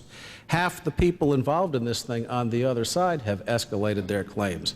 I think, therefore, that to offer last year's bill might be of theoretical interest, but if I read the politics right, ain't going to happen. And in the end, I have no illusions about what will happen. The committee and the House will do what it wants to, whether we agree to it or not. And we'll live then with what the law is. But, I think that... Could you live under the terms of last year's bill if it became law? Well, if we thought that we wouldn't be able to, Mr. Eckert, I think you know that we would not have stood aside last year in the House. We didn't support that bill. We stood aside. But I think it would have every prospect this year of getting loaded up, and that makes us sad, because more than anything else, we want to see an end to this controversy. Well, it makes us sad too when we think we have things worked out and they die over in the Senate, and we can't influence that process as much as we might like. Mr. Chairman, my last question will be directed to each of the panelists, and I would ask them to respond to my office in writing. You all, if you have not seen it, I will make it available to you. I've heard about a letter from the Motion Picture Association of America in which it raises serious objections to the retransmission consent provisions. I would like each of you, if you can, to respond. Well, I don't probably need each of the witnesses there, but certainly the broadcast industry and the cable folks, the independents, Jim, to respond to the concerns raised by MPAA, which has not had a chance to participate in this, and you can do that, communicate that to my office in writing. And I thank Mr. Markey and the committee. The gentleman's time has expired, and just a little bit of a post-mortem on last year's bill. As we all know, in the last week of the session in 1990, the bill died in the Senate. Many people blame the cable industry. Many people blame the telephone industry. Many people blame the deregulatory zealots at the White House who do not want to see any controls placed upon increases in the cable rates, want to just allow the cable renegades to charge as much as they want, and those White House factions are still in existence. In many ways, it would take Agatha Christie to sort out which knife was the fatal one in that bill last year, but we fully intend, as Mr. Eckert has pointed out, to continue to move forward this year with a piece of legislation. Chair recognizes the gentleman from Louisiana, Mr. Tozen. Thank you, Mr. Chairman. In follow up on that, in case everything does go wrong, in case we don't pass a cable bill this year, settling this fight once and for all, at least for a few years, do any of you at this table object to the provisions of last year's bill regarding the satellite viewers' rights to fair access to programming as it was written in last year's bill if it were a standalone bill this year? Mr. Mooney? If there was an agreement to take it down, if it got loaded up, we'd stand aside. So that if a bill were passed with the language of last year's bill only, no one at this table would object to that as a standalone bill, to at least give home viewers a right That's to not program? I didn't mean to say that. I'm sorry if I'm vague. I'm still worried about the other body. I understand. I'm talking about a bill that would go through that would simply incorporate the language we incorporated in the cable bill last year for satellite viewers. If there was an agreement to take it down in conference, If it were loaded up with other provisions. we would stand aside. Interesting. Thank you. Mr. Chairman, we studied something in law school called the law of agency. It makes an interesting analogy for this hearing. Under the law of agency, a principal hires an agent to conduct business for him. The agent has instructions or implied powers and goes out and does business for the principal. In this analogy, it's interesting to see where we are. If you consider the principal the viewing audience in America who used to watch programming on either over-the-air or cable, such as a nice sports telecast, really enjoyed it every year. And his agents in this case, the broadcasters and the cable companies, without telling him, went out to the same owners of those programs and simply bid up the price and came back next year to the principal, the viewing audience, and said, boy, we have a deal for you. I know that 300,000 of you used to enjoy this program on television without having to pay any more for it, but we as your agents went out and bid the price up for you, and it's now going to cost you a heck of a lot more, and only a small percentage of you will be able to see it. Under those conditions, the principal would fire the agent. And if that analogy makes any sense to any of you, it's kind of where we are in this debate. And I don't want to beat up on anybody individually. I just want to say it as a general rule. We can't solve it that way. We can't tell the viewing audience of America that we're going to solve it by letting this bid war continue and letting programming that used to be available to him simply go up in price and be less available to him if he can't afford it. I don't know yet how we solve it, but I'm going to ask you all again to seriously think about what Mr. Eckert has said. We came close last year, at least on this House side. We came awfully close. The Senate, Mr. Hedlund, has taken out the provision you objected to in must-carry.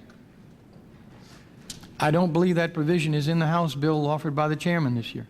I'm not sure. A modification. A modification of it. The bottom line is we came awfully close after a lot of good discussion last year among most of the parties here at this table to producing a bill, at least on the House side, that settled a lot of the difference. And by the way, which tracked very closely the July 1990 report of the FCC, which recommended things like encouraging robust competition, adoption of must-carry regime and channel positioning to safeguard local broadcast stations, promote the emergence of alternative multi-channel distributors by prohibiting vertically integrated programmers from unreasonably refusing to deal with competing multi-channel video providers like satellite programmers, or perhaps like telephones one day. Congress should provide remedies for coercion by any multi-channel video producer that requires a programming service to yield a financial interest or an exclusive distributing agreement. Congress should strengthen the ability of local franchise authorities to enforce customer service standards. Most of the things we had in the bill last year. I would urge you once again to seriously think about coming to terms with us again instead of fighting as you are over new ways in which to charge the consumer more for what he's now enjoying. Thank you, Mr. Chairman. Gentleman's time has expired, and all time for questions from the subcommittee has expired. We will leave the record open for other questions by members to the panel, and would ask for expeditious answers to those questions to be sent back to us by the witnesses. Let us now go to 1-minute summations from each of the witnesses. Tell us what it is that you want us to remember now as we complete our 10th hearing on cable legislation over the last 3 years. As we begin the process of formulating a final piece of legislation, tell us the principles that you think we should include. We'll begin with you, Mr. Fritts. Thank you, Mr. Chairman, and I want to thank Congressman Tozan for all of the work that he put in last year, and certainly the beignets were wonderful. Unfortunately, we didn't get a final product. But let me talk just a second about free television. Free television is in large part the lifeblood of America. It provides public service, community involvement. It provides literally hundreds and hundreds of thousands of dollars of public service efforts into a community. Regardless of the cable penetration in a market, free television will continue to be universally free for everybody who wants to choose that. A cable subscriber would assume that a portion of their bill is already being committed to pay for over-the-air stations, as it is being committed to pay for cable networks. And for the cable operator, free TV means we get your signal for free and we sell it at a monopoly profit. We are firmly convinced that the safeguards in the Senate Bill 12 will not allow the rates to be unreasonably increased for consumers. We're satisfied that that position will hold. Thank you. Mr. Mooney. Well, I think most of this today seems to have been about what the government might do to protect the broadcasting industry and to ensure its survival, and to ensure the survival of the broadcasting industry in a world where it has more competitors, a lot more competitors than it used to.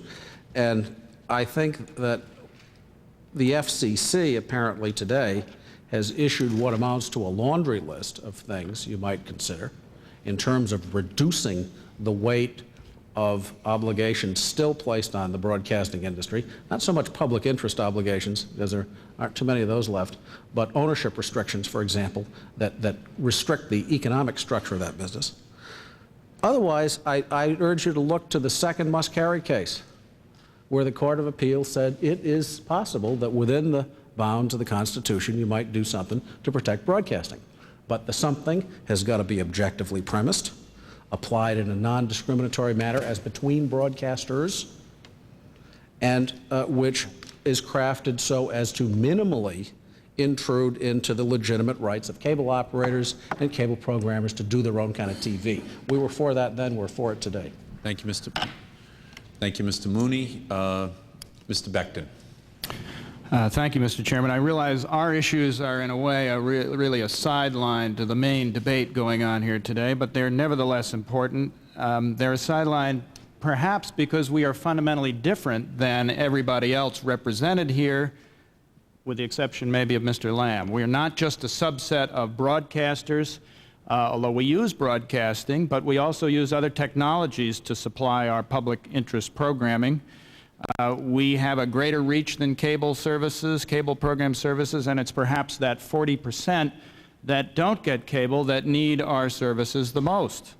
In fact, we do use cable to distribute our programs. About a third of all the programming on the Learning Channel was produced originally for public television.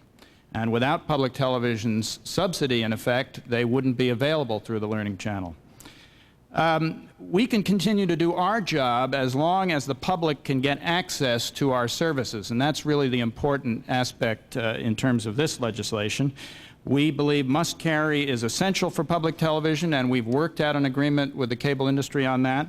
We're willing to choose vis-a-vis retransmission consent and don't believe it's appropriate for us, and we think that any future distribution technologies ought to have some capacity reserved for the public interest. Thank you, Mr. Becton, very much. Mr. Hedlund. Mr. Chairman, thank you. It occurs to me that the debate over whether it is retransmission consent or what have you, I sort of like to think of as a revenue-sharing approach. It comes down to a matter of belief. If you and the other members of the committee believe that cable television systems take, via the compulsory license, the signals of local broadcasters and resell those signals to subscribers at a substantially higher cost than it costs to transmit it down a wire, to have built the production plant, then I think you will agree that something needs to be done. If you don't believe that, then I expect you will accept the cable industry's argument. But I think there's compelling proof that the cable industry has been living off the value of these free broadcast signals for a long time and is now turning the revenue that produces against us.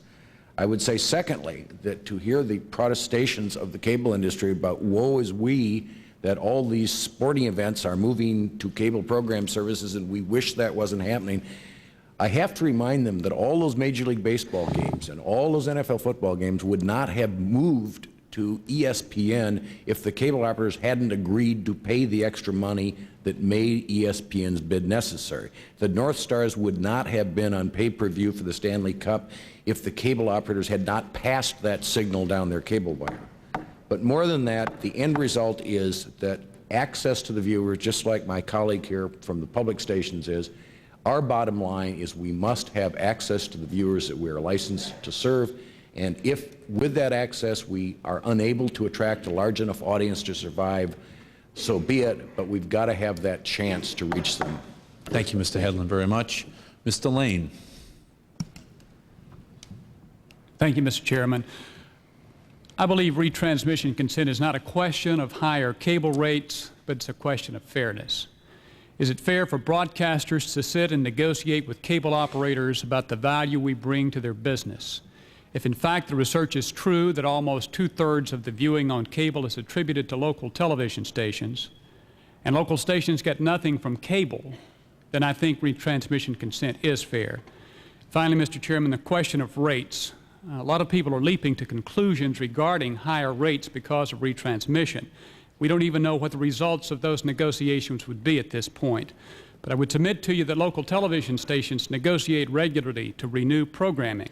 We just successfully renewed King World Product, Oprah, Jeopardy, and Wheel. We paid a lot more money than we did before we negotiated that, and we did not pass along any increase in advertising because the marketplace would not absorb it. I am convinced that cable can absorb retransmission and not raise rates. Thank you. Thank you, Mr. Lane. Mr. Lamb.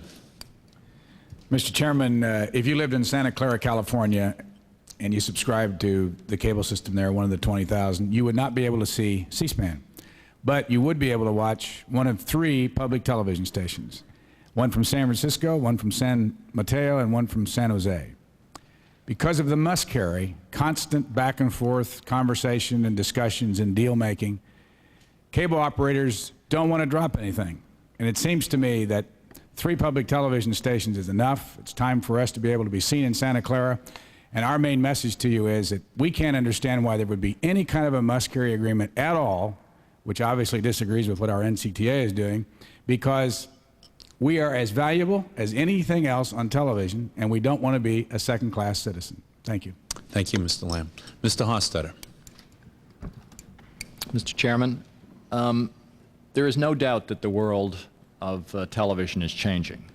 I think this committee and the Congress generally should exercise some real restraint before they tamper heavily with this system. We have a system that over the last 10 years has produced an absolute multiplicity of new services available to consumers at rates they appear comfortable paying. The history has been new services from Discovery, A&E, CNN, C-SPAN, all generated by monthly subscriber fees from increasing numbers of subscribers. The proposal you have before you today is a dramatic change in that structure. It would change a prior system which was predicated on a public interest responsibility and an element of localism which were predicates to a must-carry requirement to a scheme of retransmission consent. The cable industry is willing to pay under either of those schemes, but I would caution you they cannot have it both ways. It can't be heads I win, tails you lose. Thank you, Mr. Hofstadter. And finally, Mr. Tisch. The major issue before you is the future of free TV for all Americans. We believe retransmission consent can help free broadcasting survive. We think it's fair because it removes the special treatment cable now receives. This treatment differs from the treatment every other business in America gets. We accept your deep concern about rates. We believe the evidence is clear that cable can make payments to broadcasters without increasing consumer rates. Whether this proposal or another, Congress must do something if you want 100% of America to have quality television. Otherwise, the trend is clear. The best programming will move to paid television for the affluent. Many citizens won't get that programming. Those who do will pay more and more for what every American citizen now gets free. That is the basic issue of communication policies as we see it that the Congress must resolve. I might add that I hope when CBS does one of the next World Series from Boston, it'll be on free TV. I hope it is too. I'd like to see the Red Sox lose another World Series. I mean, over the last 3 years, the subcommittee has held 10 hearings. We've had 4 hearings this year on the cable and cable-related issues. The members of this subcommittee obviously understand these issues. And moreover, there is a broad agreement that legislation is necessary to address the myriad of problems in the cable marketplace, particularly the lack of competitive alternatives to cable. Cable legislation, in my opinion, should be designed with 4 goals in mind: to promote competition in the video marketplace, to protect consumers from the abusive behavior of some cable operators in the absence of competition, to promote the introduction of new technologies, and finally, to preserve our historic commitment to free, over-the-air local broadcasting. In the coming weeks and months, the subcommittee will craft a bill using these goals as parameters. H.R. 1303 is a good starting point for that effort. I am committed to moving a bill expeditiously, and I expect a cable bill will be on the President's desk this year. I again invite all interested parties to participate in crafting a legislative package that will promote competition and protect consumers. We have no more reason to wait. The FCC's action on effective competition has been demonstrated to be an essentially meaningless gesture to consumers. What is needed is a bill that will provide true competition and that will protect consumers until such competition exists. As was the case last year, our process will be inclusive. We are going to need the expert opinion of all who sat at this table this morning. We want to work with you to craft a balanced bill. The hearings which we had that included the telephone company and consumer and satellite perspectives must also necessarily be part of the discussion and the final equation which is constructed. That is our opportunity and our objective for this legislative year. We thank each of you for your participation. This hearing is adjourned. 10 minutes. I said 12:45. Did you? Jim, good to see you.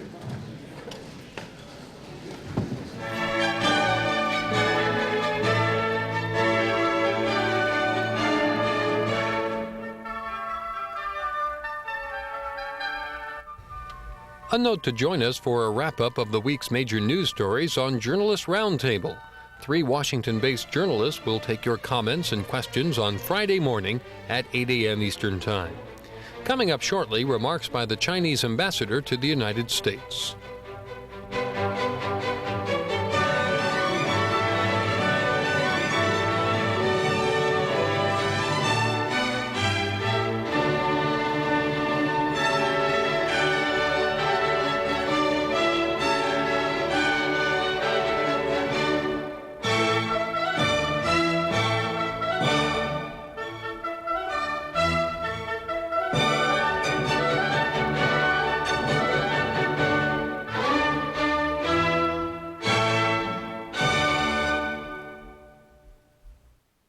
Recently, C-SPAN's Viewer Information Department received these letters. It is apparent that the Speaker of the House cannot control the out-of-order conversations which continue